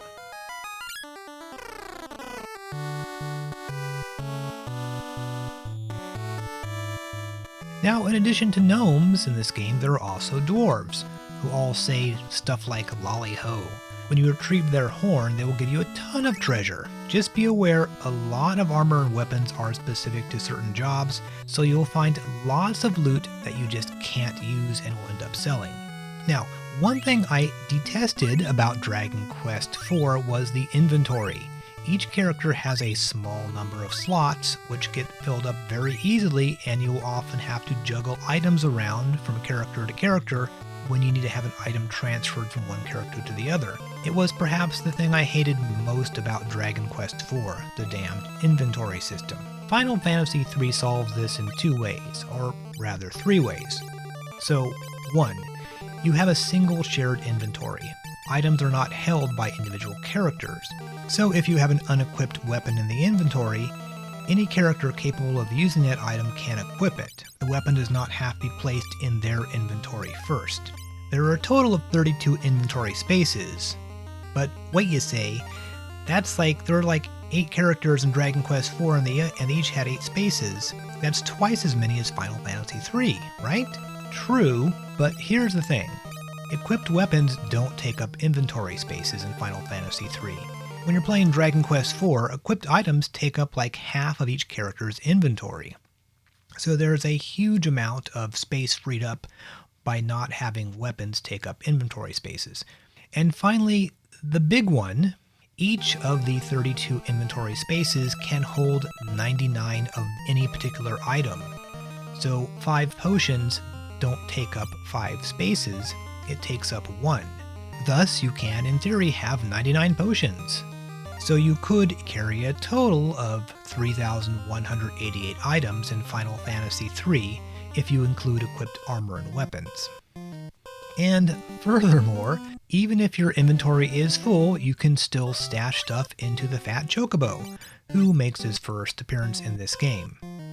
Later in the game, he actually hangs out on your airship, so he's basically an infinite storage unit.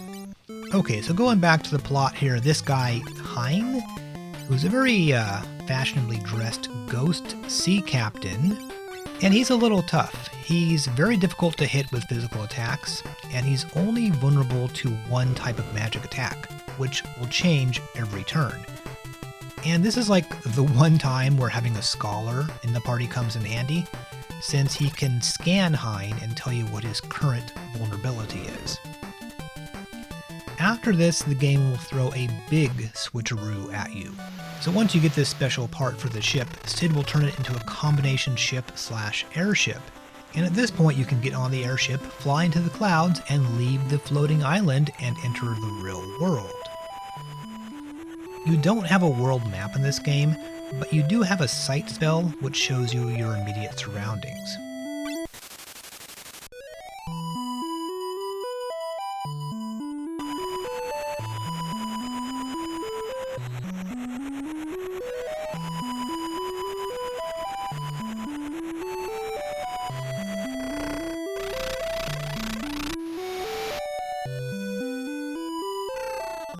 Okay, so once you find this specific little island here, you can look for the 3rd crystal, the water crystal, but you need to rescue some chick named Aria first.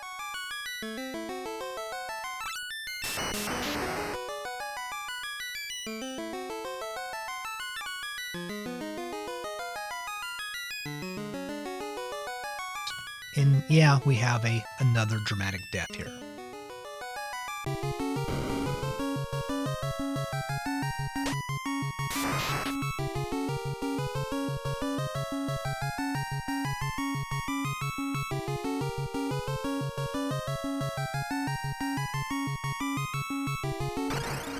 Alright, next up we have to fight the 3rd crystal boss, Kraken, who's not that tough.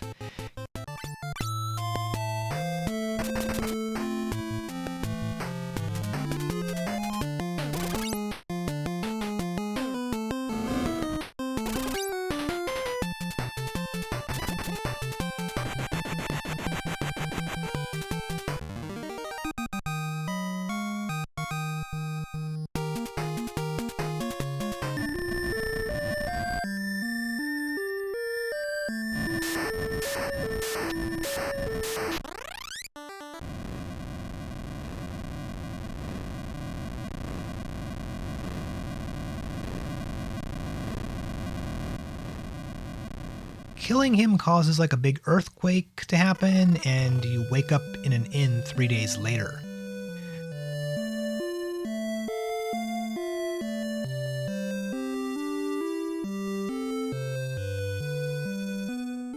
The good news is that the water crystal has unlocked new jobs, including the absolutely tank-like black belt job, and some weird jobs like Geomancer, who uses elemental attacks that don't require magic points. I have a lot of capacity points by now, so I make the very unwise decision to change my Red Knight into a Magic Knight, which I believe was called a Dark Knight in the later remake of the game. Magic Knights are great, except that they have very limited choices for equipment. In fact, at this point in the game, there are no weapons or armor that they can use. However, one great thing about Final Fantasy III is that you can change your mind quite easily, as long as you have enough capacity points. Most of the second half of the game is spent out in this large world, which has 3 big continents and several islands, as well as some underwater locations. If we look at a picture of the world map, we'll find that it looks vaguely like Earth, with 2 large land masses that sort of resemble the Americas and then Eurasia and Africa. And there's also a large island which I guess looks kind of like a mega Australia.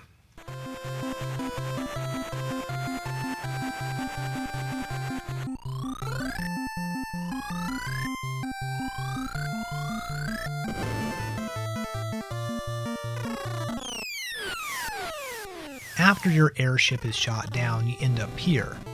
Now the main drama here is that this king has gone crazy and kicked out his son, the prince.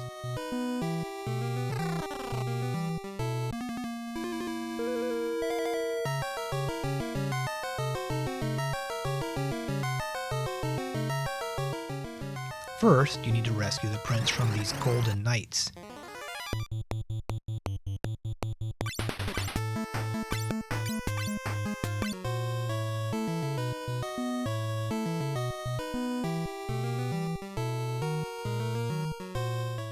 Then you need to take him back to the castle. The city here is sort of like a unique layout. It's divided into 4 distinct areas on the overworld, and you'll find various points of interest in each of the 4 sections. Eventually the king lets you into the castle, but it turns out the king is being mind-controlled by a malicious force.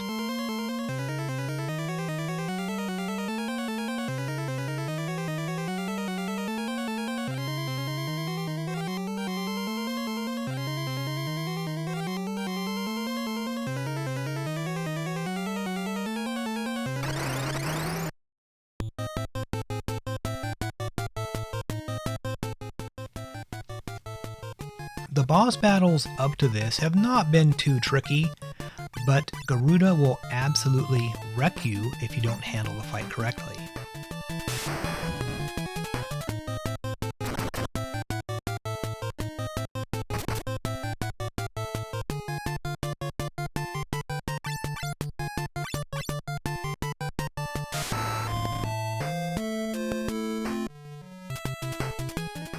Changing everyone to dragoons will be very helpful. In fact, it'll probably be absolutely necessary, since if you're up in the air when Garuda hits you with lightning, you won't take any damage.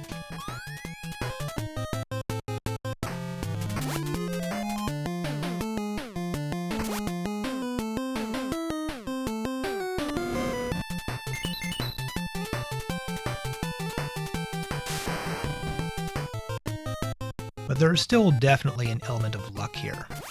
Oh yeah, and one thing I do like in Final Fantasy III is that different jobs have like unique death sprites.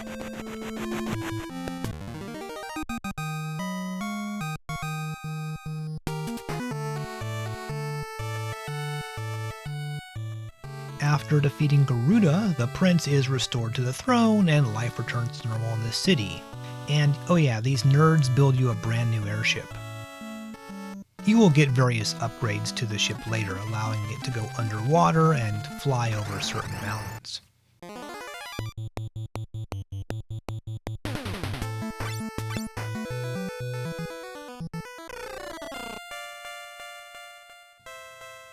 But first up, we have to go to Doga's Manor, where we meet Moggles for the first time.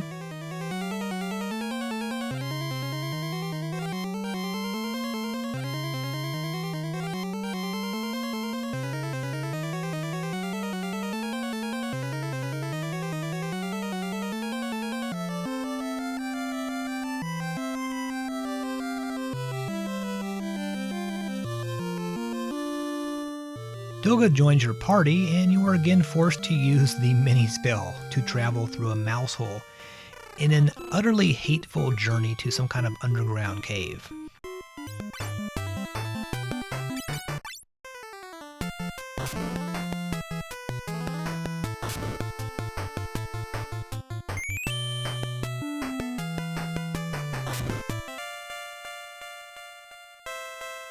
Once you've gotten all the way through the cave, you are able to upgrade your airship and also awaken someone named Uni? I'm not quite sure what the correct pronunciation is. Now I will admit, the plot of Final Fantasy III with its crystals and prophecies and mysterious figures lurking in the background, at this point I couldn't really make a whole lot of sense out of it. I mean, at least Dragon Quest IV was not nearly as new agey, and the characters had some pretty well-defined goals like avenging your father's death and such.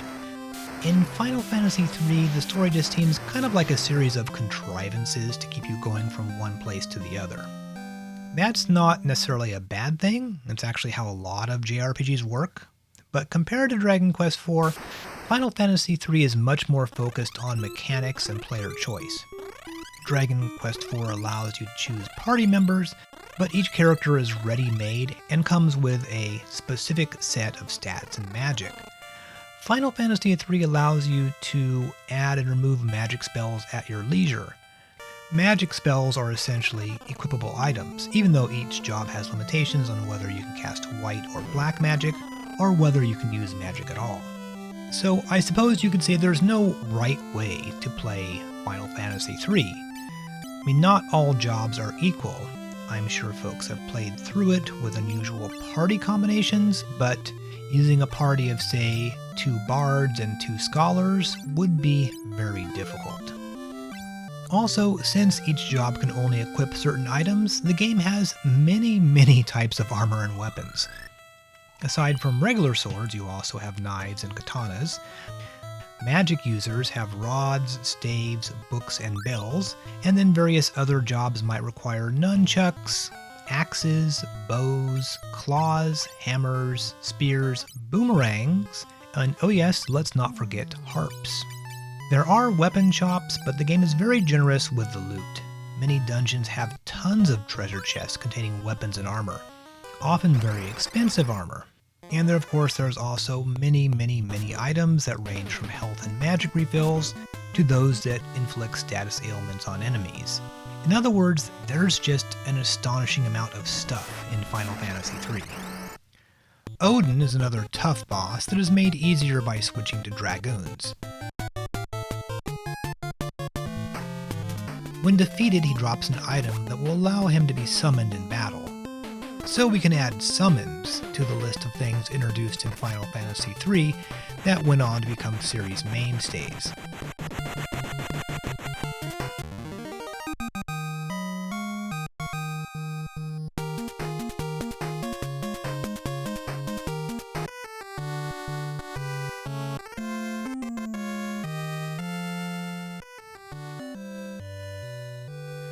Oh yeah, and there's a fake group of Warriors of the Light wandering around. These 4 losers. As you might recall, Dragon Quest IV had a similar group of counterfeits that you encountered a few times throughout the game. Naturally, these guys can't take the heat, and you have to rescue them.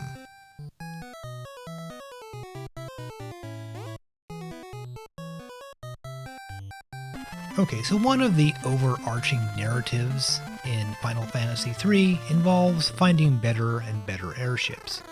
The game world is laid out so that there are geographical obstacles blocking your path forward, until you obtain a ship capable of bypassing those obstacles. So it's now time to find the final airship. To do so, you will need the help of Une, a withered old crone who's been asleep for years. You awaken her by playing Noah's lute, which you found earlier in the game. Une is one of Noah's 3 disciples, the other 2 being Doga and Xandi. Xandi is the renegade disciple who basically started the whole mess.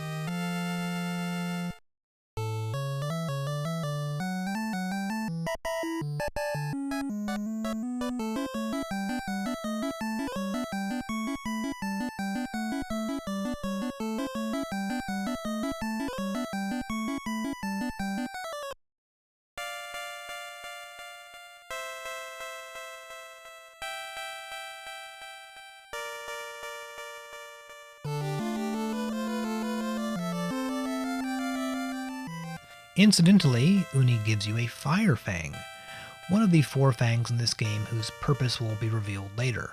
For the moment though, they just take up inventory space and you can't drop them. The ship is buried in these ancient ruins. There's some kind of archaeological expedition going on, but only Unui has the power to destroy these large boulders blocking their path. At the bottom of these ruins you will find the biggest and baddest airship, the Invincible. Unlike all other airships, you can walk around on deck, and it has a lot of amenities. There's shops on board and a bed, so you can refill your HP and MP at no cost. There's even a fat chocobo on board. This is a very convenient upgrade and time saver, since you no longer have to fly to a village or the chocobo forest in order to heal or stash items. In terms of a transportation device, the Invincible has the ability to fly over narrow sections of mountain ranges, unlocking previously inaccessible areas. First up is Falgabard, a village full of magic knights, who make mention of dark blades. If you're thinking, hey, am I finally going to get some magic knight equipment? The answer is yes, and it's about time. First, let's find a sword. Behind this waterfall is a hidden cave, often blocked by this idiot who likes to walk around on the secret path. So after waiting for about a half hour until he finally leaves, you can then go down the path and find this old dude who challenges you to a fight.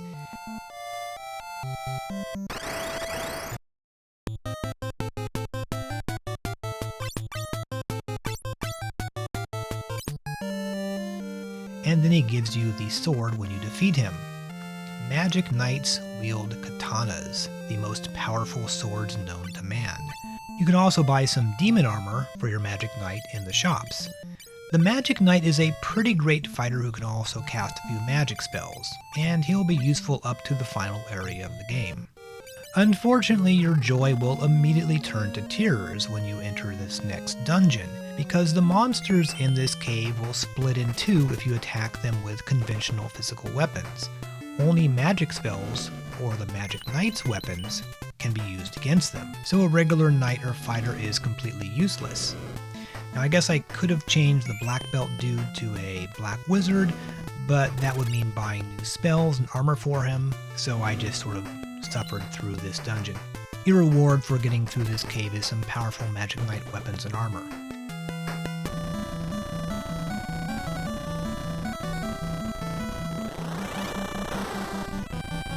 So now that we've toughened up our party, we can check out some other places.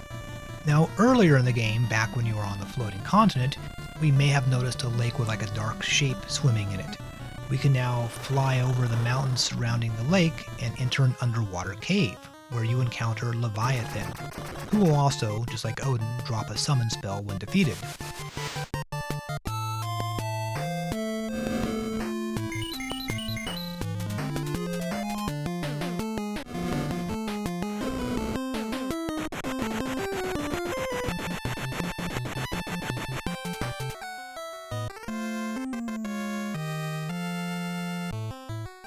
Now, if you hated having to fight the monsters in Falgabard Cave, you'll then hate the Cave of Darkness even more, since it's more the same except it's much bigger and with harder monsters.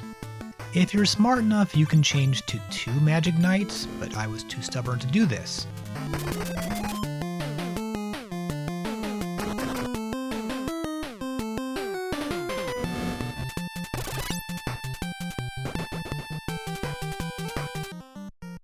Your reward, the 4th and final Fang.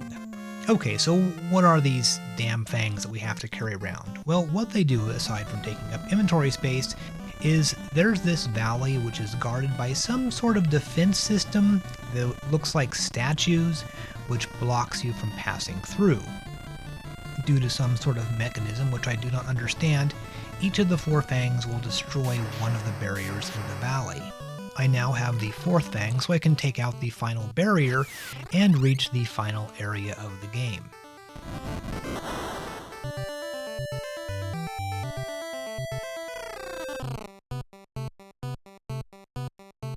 By the way, did I mention that the Invincible is armed? When you get a random encounter in the air, it will begin with your ship firing cannonballs at the enemy. The Invincible is just so cool.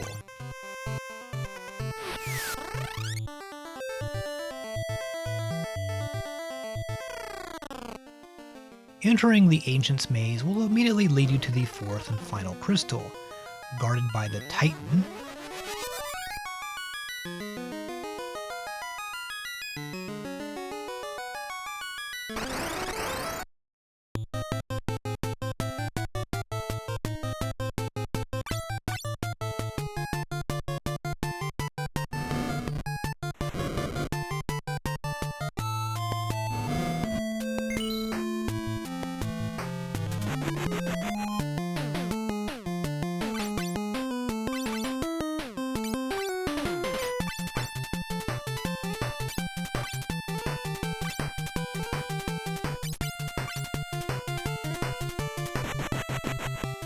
Just like with the previous crystals, this will unlock the fourth and final wink wink set of jobs.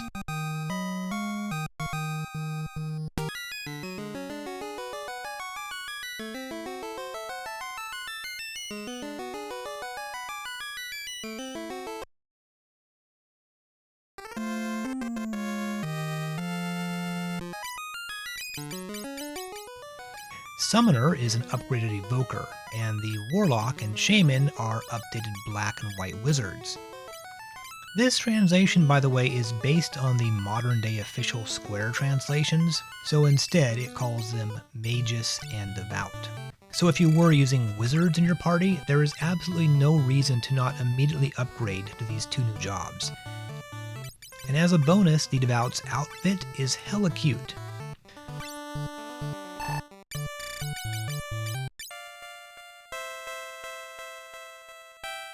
So unfortunately, now comes the game's I have to kill Tony Hawk moment. Une and Doga say that you have to fight them in order to get the key to the area where all the really good equipment is kept. You battle them one at a time, and after wasting them both, they will hand over the keys to the two areas in the final dungeon. Yes, the last dungeon is actually like 4 dungeons. It's a really big dungeon.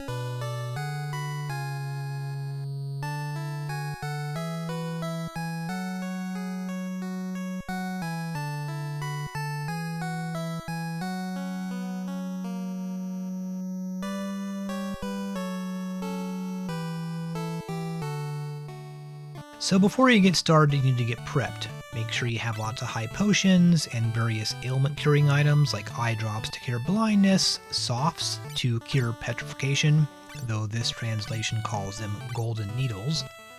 Check the fat chocobo for anything you might need, and any old armor or weapons or generally useless items should be sold. Now, to be clear, the last dungeon is brutal.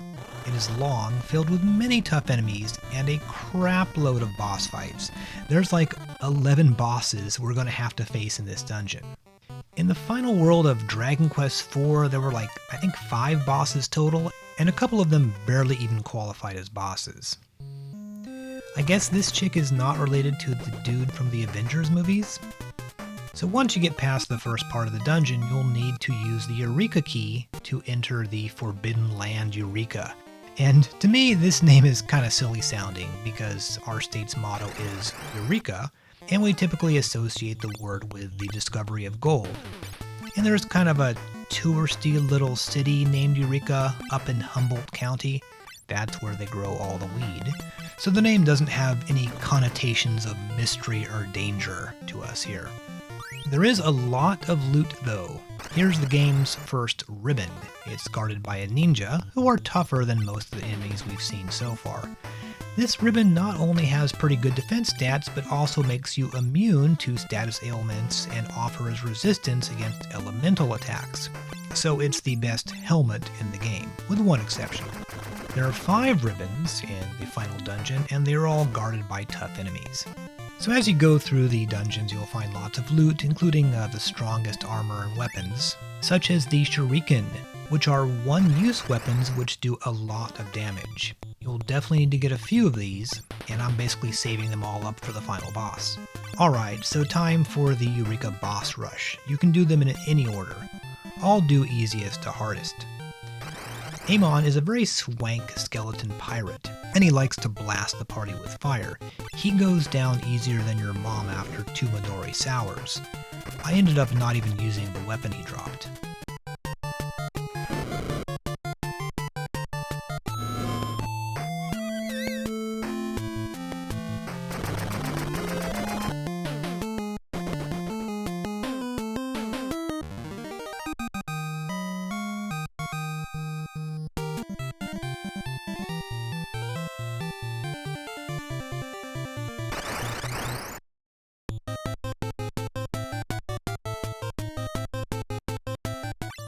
Next is Kunoichi, who is basically just Elektra from the Daredevil comics. She can cast some annoying status ailments and paralyze 2 of my party members. Unfortunately, I neglected to equip my Asuna spell, which is what cures status elements in this game. But you know, there's just so many damn spells in this game that it's pretty easy to forget one. And there is no item that can clear paralysis, so I was pretty worried, but then my magic knight just slaughtered her the next turn.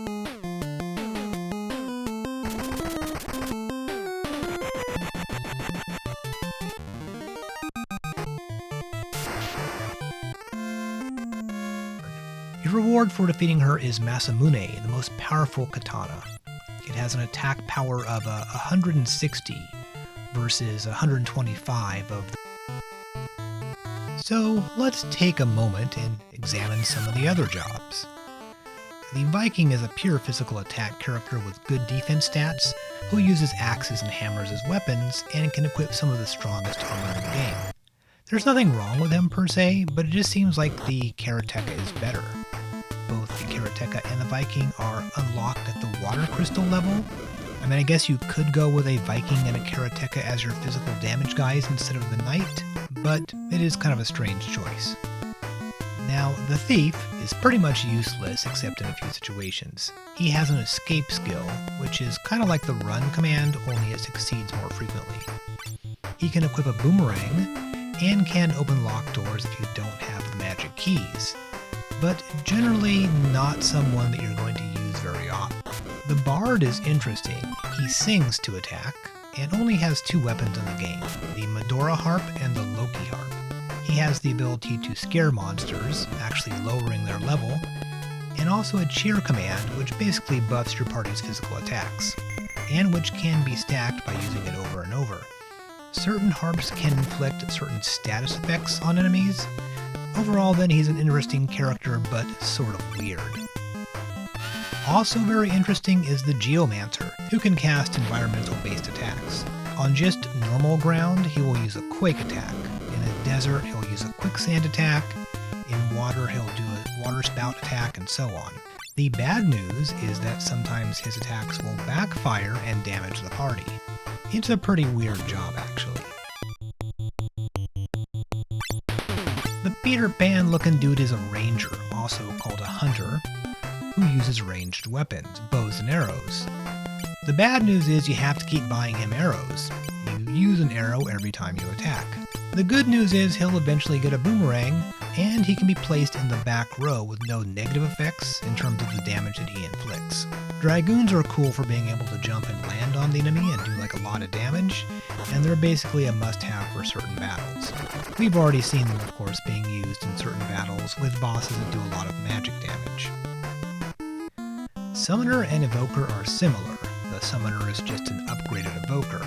You summon creatures such as Shiva, Ifrit, Zeus, and so on. Each has a different type of attack. However, once you have the Sage, the Summoner is obsolete, since Sages can also summon.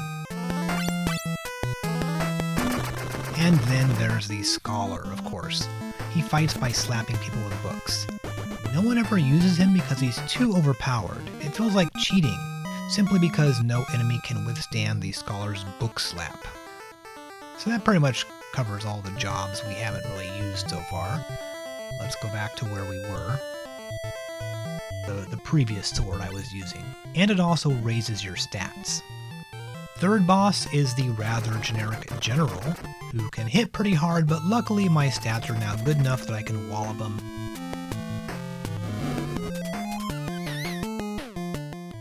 The item that he drops is the game's strongest sword, but my Magic Knight cannot equip it. He can only equip katanas. However, all that's going to change because we are about to unlock the final 2 jobs.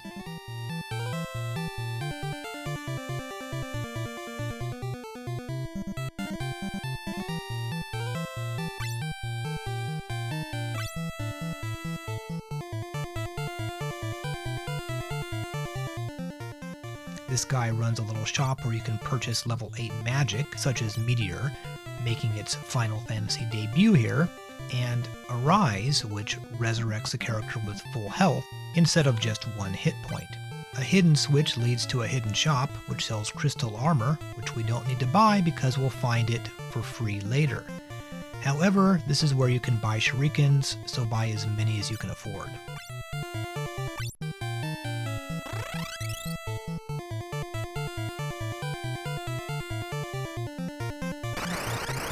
Two bosses in this room, Scylla, who is actually a sea creature, but here is depicted as a 6-headed dog thing with big boobs. Though there is actually some justification for this depiction because in some old statues she is shown as being part dog.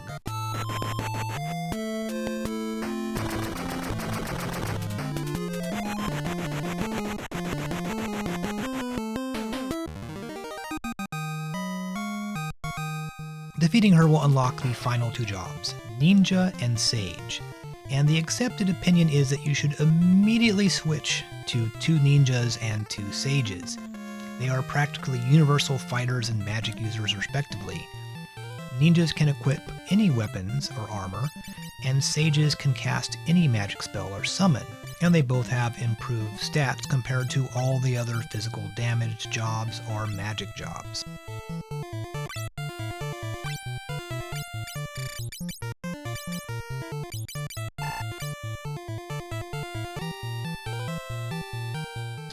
Alright, so now we're going to approach the 5th and last boss of this level, the Guardian. We've got 2 ninjas in the party, and you know what that means. Time to flip out and kill people.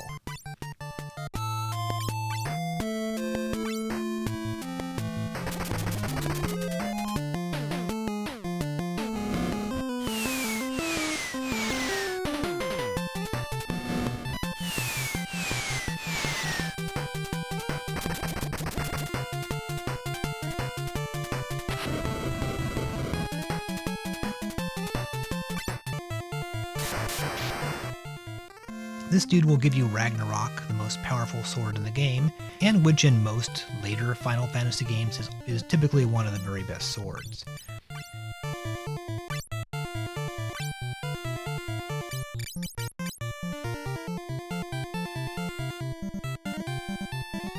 Now, at this point you need to march back through all 7 levels of Eureka in order to get back to the Silk's Tower.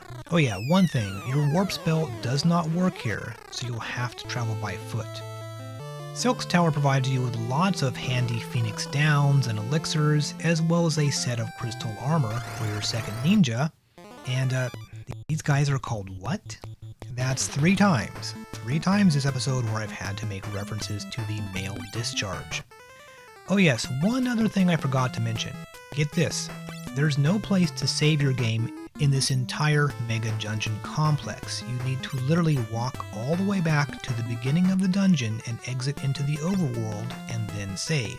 Then retrace all your steps back to where you left off. The sheer sadism of this makes me strongly recommend using save states on an emulator.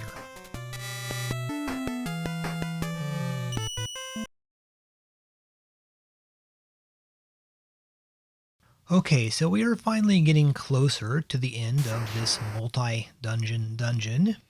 You are trapped by these dragons, but thanks to the power of friendship, we can escape. The ghost of Une and Doga will reach out to the various friends you've made throughout the game and call them to your aid, such as Sid,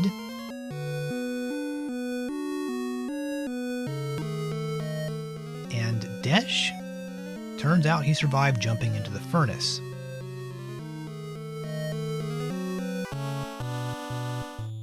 Oh yeah, and like this little geek is going to be much use at all.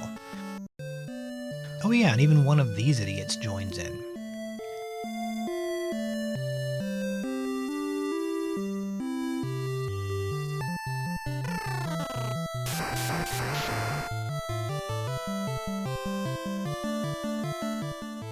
Now you can escape, and you finally run into Zandy.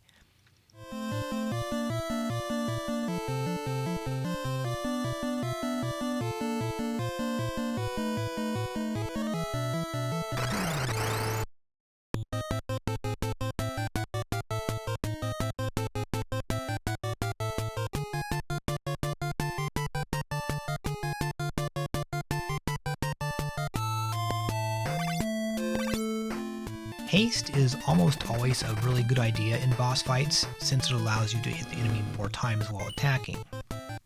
This guy's going to cast Meteor at you, but hopefully you can take him down before he overwhelms your defenses.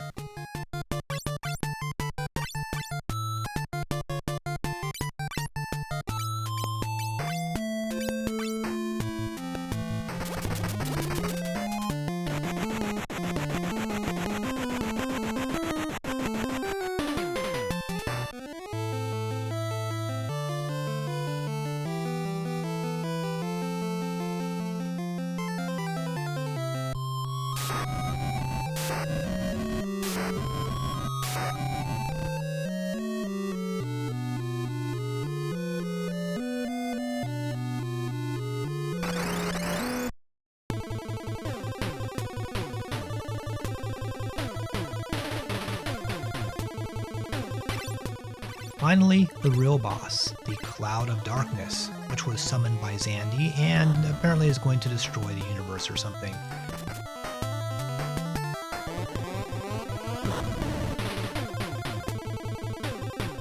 Now it's impossible to win this battle,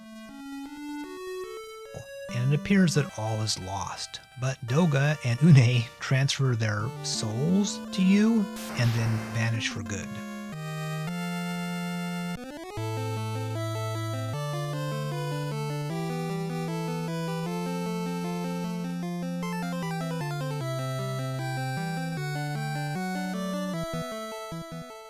Now on to the final dungeon, the Dark World. And be aware that by this point, you can't leave the final dungeon or save your game. So if you die, you're going to resurrect outside the tower, and we'll need to go back up through the Silk's Tower again and refight any previous boss battles. So when I say this dungeon is sadistic, I'm not kidding.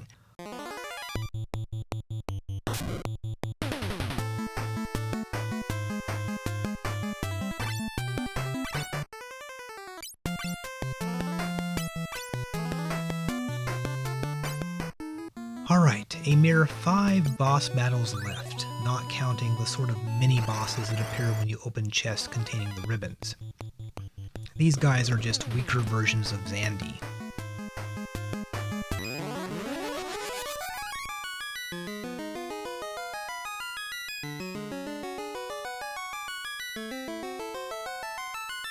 Dark World has a hub-style layout, so you can take on the bosses in any order you want.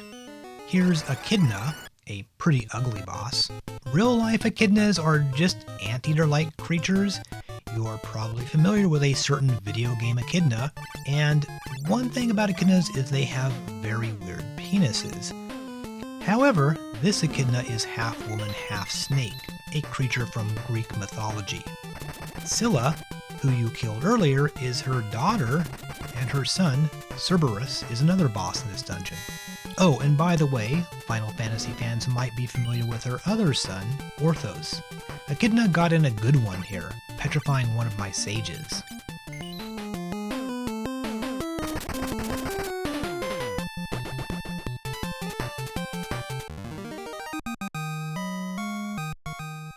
So every time you defeat one of these 4 bosses, a little dark warrior appears. These are like your evil equivalents from the dark side. Even the Dark Warriors are kind of sick of Dark Cloud's shit and agree to help you.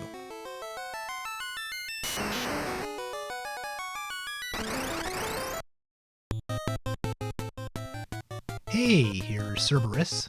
Meteor doesn't seem to have much effect on him, but physical attacks boosted by haste do work wonders on him, and he just blasts you non-stop with lightning attacks.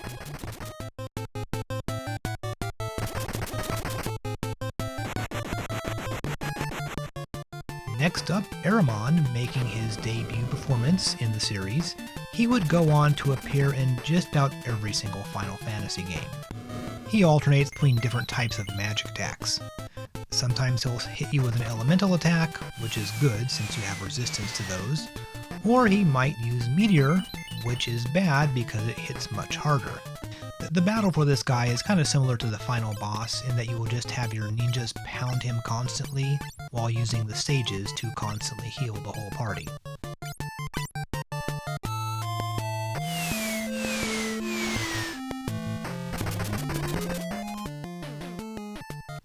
And finally, the two-headed dragon.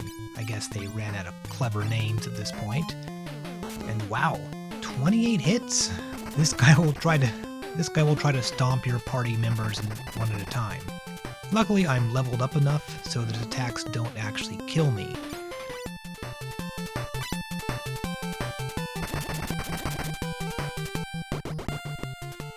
You don't actually have to fight these guys to beat the game, but you'll want to because if you free the 4 Dark Knights, they will shave off around 20,000 hit points from Dark Cloud.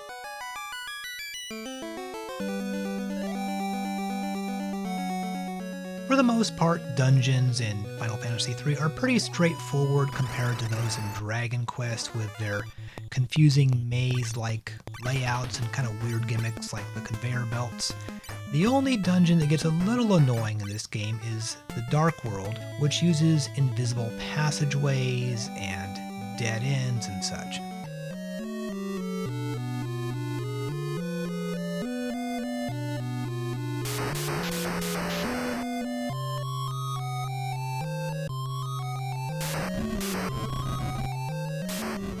Once you reach the final boss, you must assemble the most powerful party possible to fight Dark Cloud, and your 2 ninjas and sages just won't cut it. So here we create the ultimate fighting force.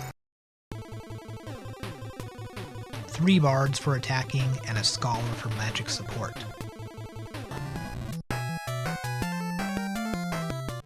Okay, well, no. You are clearly supposed to use ninjas and sages because they are simply the most powerful and flexible. There's really no benefit in using anything else.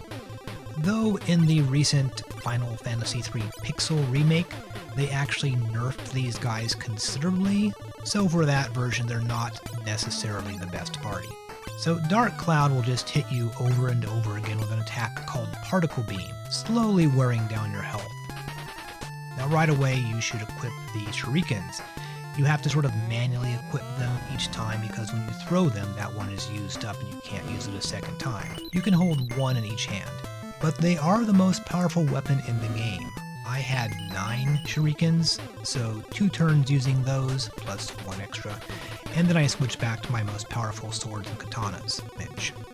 But you know, it is kind of a shame that for a game that emphasizes flexibility and choice, it virtually forces you to use this specific party for this battle.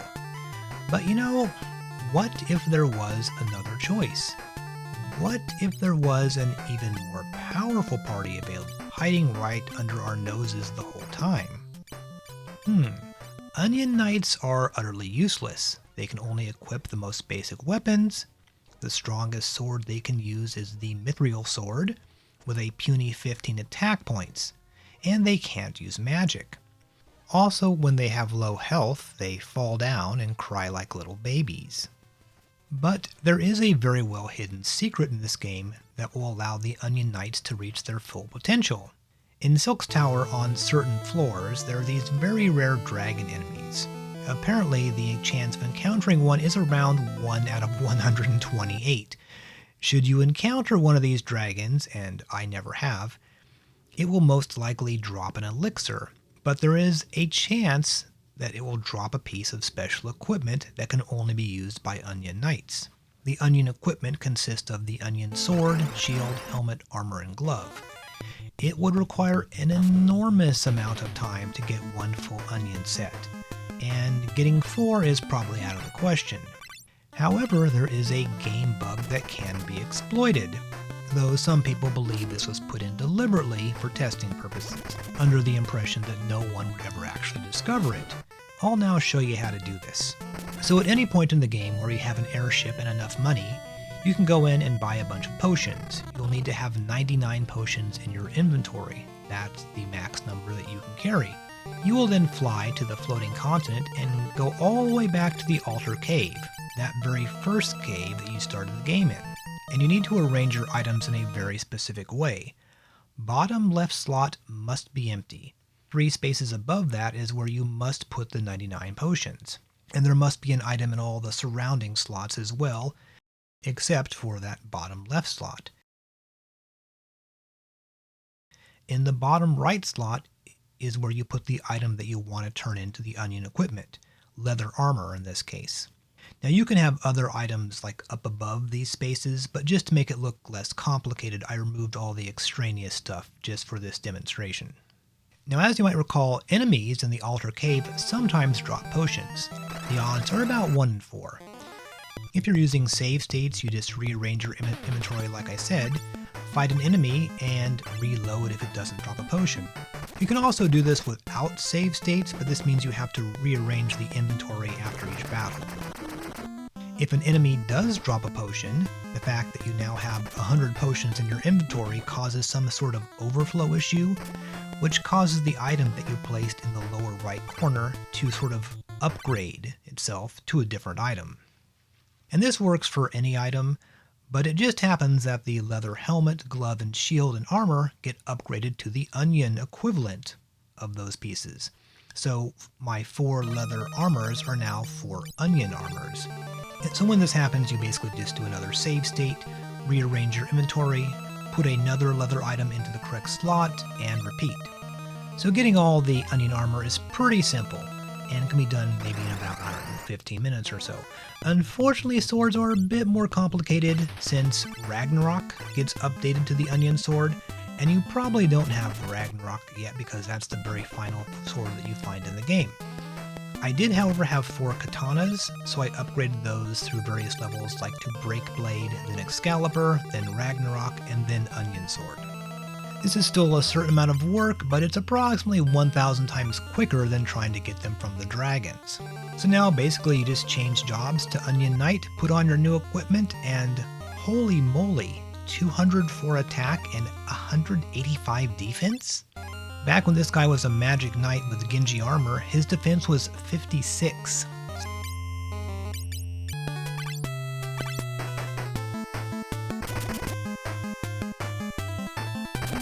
So at this point you have now unlocked the fully equipped Onion Knight, the most powerful fighter in the game. And these guys are virtually unstoppable. I mean, just look at these stats. Evasion 99%, magic defense 176, it's like nothing can hurt you. Also, the Onion helmet acts as a ribbon, so you're immune to status ailments. But there's actually more. If you keep leveling them up once you get to about 85 or 86, their baseline stats for strength, agility, and so on increases by 7 points every time you gain a level. Now once this starts happening, boss fights become utterly trivial. I mean, there's technically a small chance that an attack will evade your defense, so you should have a few Phoenix Downs and potions just in case, or you can temporarily switch to Mage and drink an elixir and then revive or heal. But for the most part, you can just sort of stomp any enemy without any problems whatsoever. And as fascinating as the existence of the Onion Knight is, it's probably not going to be the way that most people actually want to play the game. Alright, so going back to our normal party here, we're just going to keep whittling down Dark Cloud's health. And there's really no reason to be a miser when it comes to XP. I had stockpiled enough elixirs that I didn't have to worry about running out of magic. Eventually, Dark Cloud will fall, and with that, you've finally beaten the game.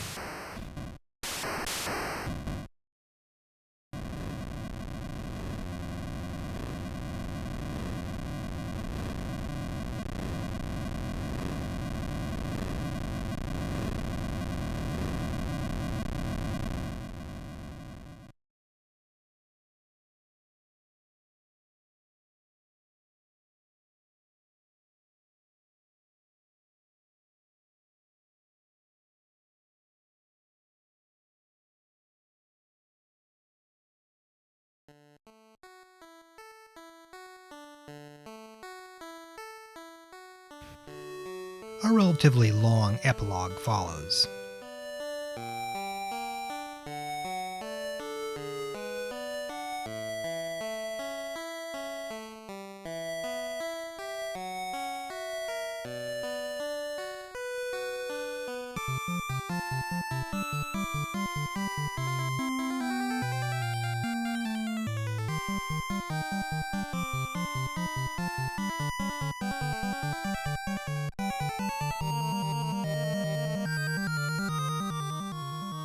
You play taxi driver and drop off all your little buddies back at their homes.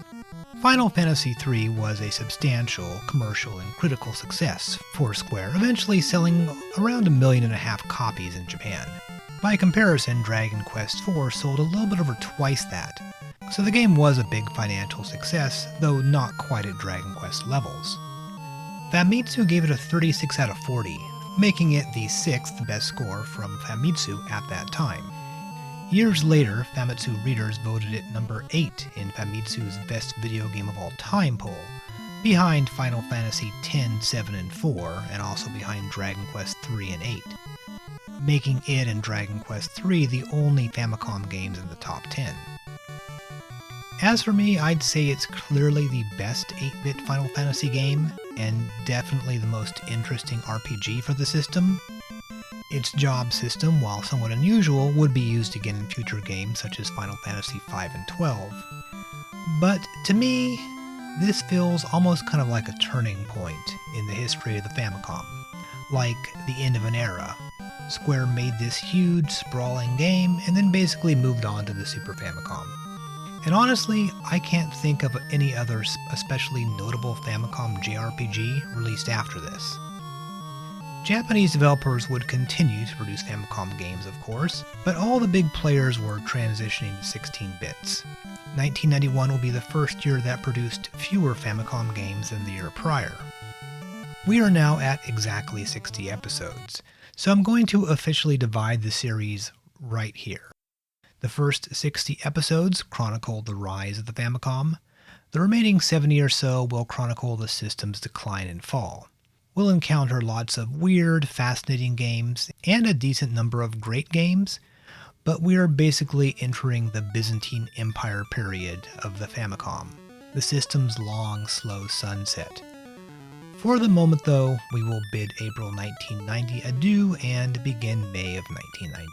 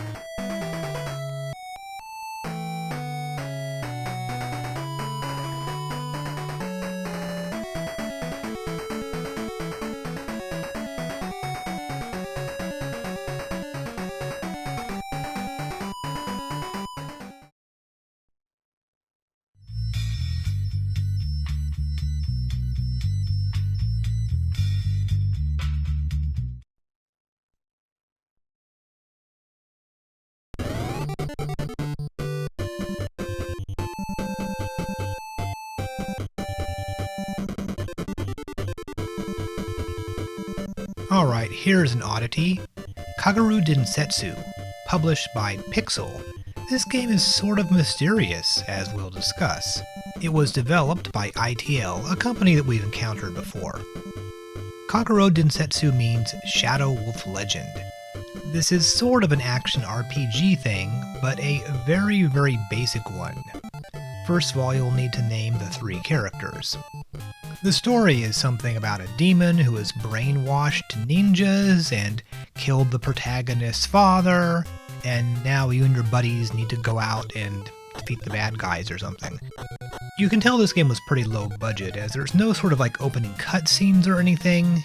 You just wander out into the hideously ugly world, whose terrain is made up of flat ground, hills, trees, and mountains. You cannot walk over the mountains. And the road that you see here is just sort of give you some general guidance as to where to go. You will constantly be forced into random battles, where these incredibly fast dudes run back and forth and attack you. They're actually very annoying.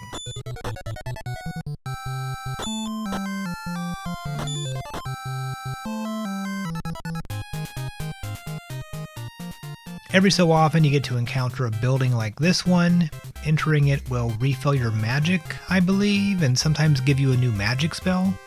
So, a couple things about this game. As mentioned, the publisher on this is a company called Pixel, or Pixel Corporation as the title screen says. Now we are familiar with a company called Pixel that did a lot of development work for other companies, including LJN's X-Men game for the NES. The odd thing is that the Pixel we are familiar with did a lot of uncredited work on NES games, but didn't publish any NES games. And yet, here we have a game published by Pixel, but developed by an outside company, which seems a little weird, and this is the only console game published by this Pixel. Well, it does turn out that in the mid-80s, Pixel did publish some MSX games, right around the same time they were doing work on various NES games. But the logo that we see on these Pixel MSX games is very different from that found on Kagerou Densetsu's title screen or the back of the box art. So I was thinking, are these actually the same company? I mean, Pixel isn't exactly a super creative name for a video game company. Eventually, though, I did find some good quality photos of the back of the MSX game Thunderbot, and I was able to read the address. And it is in fact the same address on the back of Kagerou Densetsu, so I guess it actually is the same company. But this just leads to the question, why? Why did Pixel get back into publishing for only one single game? And of all things, why was it this game? And to make matters more weird, this may have originally been planned to be published by Taito. Graphics showing Taito's name have been found in the ROM, which makes one wonder if this was originally planned as a sequel to Taito's 1985 game Legend of Kage. The combat in these two games feels very similar, in that ninjas just come running at you very fast non-stop and that you are armed with a sword and some throwing stars. The lack of jumping all the way up through the trees is the major thing missing from Kagerou Densetsu. An official sequel to Legend of Kage was released for the DS by Taito in 2008. Oh, and one other fun fact about this game. This ad for the game was published in Japanese gaming magazines, and the art was lifted directly from Dragon Ball. Now there's magic in this game, but it sucks. In order to use it, you need to press A and B together, and then use the D-pad to select what spell you want to use. And you actually sit down on the ground while doing this, making you completely vulnerable to enemy attacks while you're casting magic. Everything about the presentation in this game makes me wonder if this was developed in the 80s and then sat around for a few years and somehow ended up in Pixel's possession. It doesn't really feel like a 1990 Famicom game. I'll just run down a few other odd things. Connecting the second controller seems to unlock cheats, presumably for testing purposes. Holding down B on the second controller will disable all enemy encounters on the overworld. And using these cheats you can also revive yourself after dying, or allowing your character to walk over water and mountains. And in terms of actually beating the game, you can reach the final boss pretty quickly. A tool-assisted speedrun beat it in 4.5 minutes, possibly by using RNG manipulation in order to avoid random encounters, and essentially also just walking the shortest path to the final boss. In comparison, a TAS speedrun of Zelda 2 takes around 40 minutes. Same with TAS speedruns of Chrysalis. So there's really not much game here compared to other action RPGs. There's no NPCs, shops, towns, dungeons.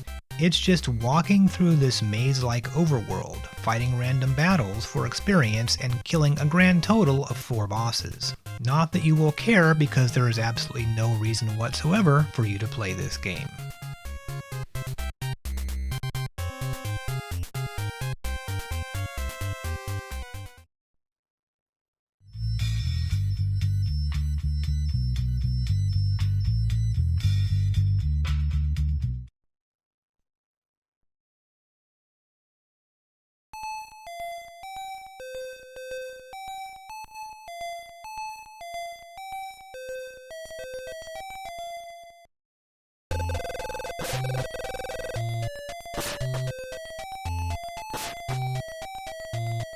One last game here.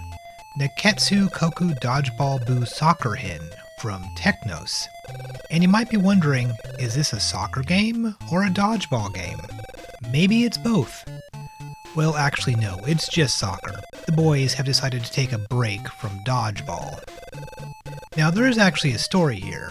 There's a big soccer game coming up, but unfortunately the soccer team ate some sushi and came down with a bad case of salmonella. So the dodgeball team decided to fill in for them. Can the gang of lovable misfits defeat the other school's soccer team? Well, yes, using the power of physical violence. Oh, and by the way, here's a little tidbit that I picked up from Japanese Wikipedia's summary of the game. And of course, this thing got released in the US and Europe as Nintendo World Cup, with a slammin' new musical intro.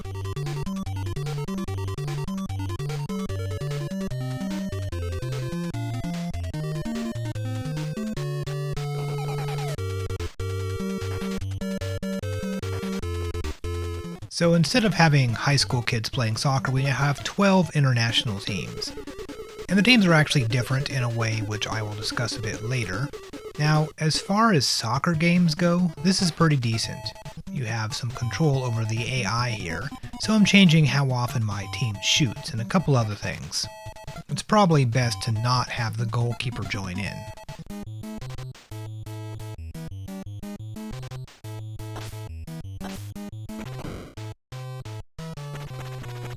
Since this is a Kunio-kun game, you can get rough on the field.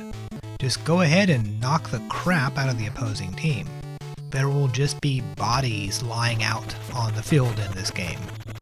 Now I'll admit I've never been a big fan of soccer games for the NES, but Nintendo World Cup is pretty playable. It's fast-paced, it's not too complicated, it's kinda like Super Dodgeball. Now there is one other interesting thing here. You have special moves that you can pull off by hitting the A and B buttons together. But apparently this special move will only be performed if you've actually traveled a certain number of steps since the last time you stopped. So when you get the ball, you have to move, say, 12 steps, then hit A and B on the 12th step. I think. I had a hard time pulling these things off. But if you do so successfully, you will use a special powerful kick or something. Each team has its own special. The game was pretty successful and got ported to the Genesis, the Game Boy, and the PC Engine. This is probably not most people's favorite Kunio game, but you could absolutely do worse when it comes to soccer games.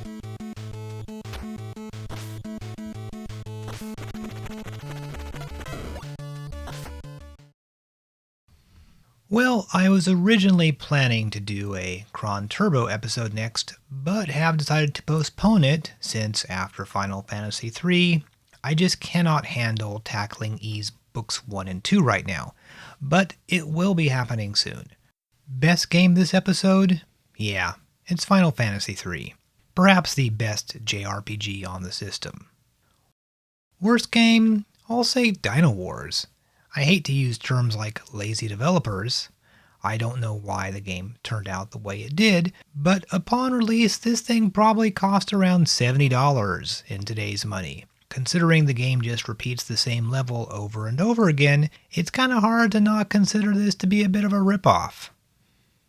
Next episode will be a little more chill, with another Disney Capcom game and a nice little shooter with a rather unfortunate name in the Japanese version, and also, damn it. In addition to this, the long overdue Herschel Gordon Lewis video will finally be released, so see you all soon.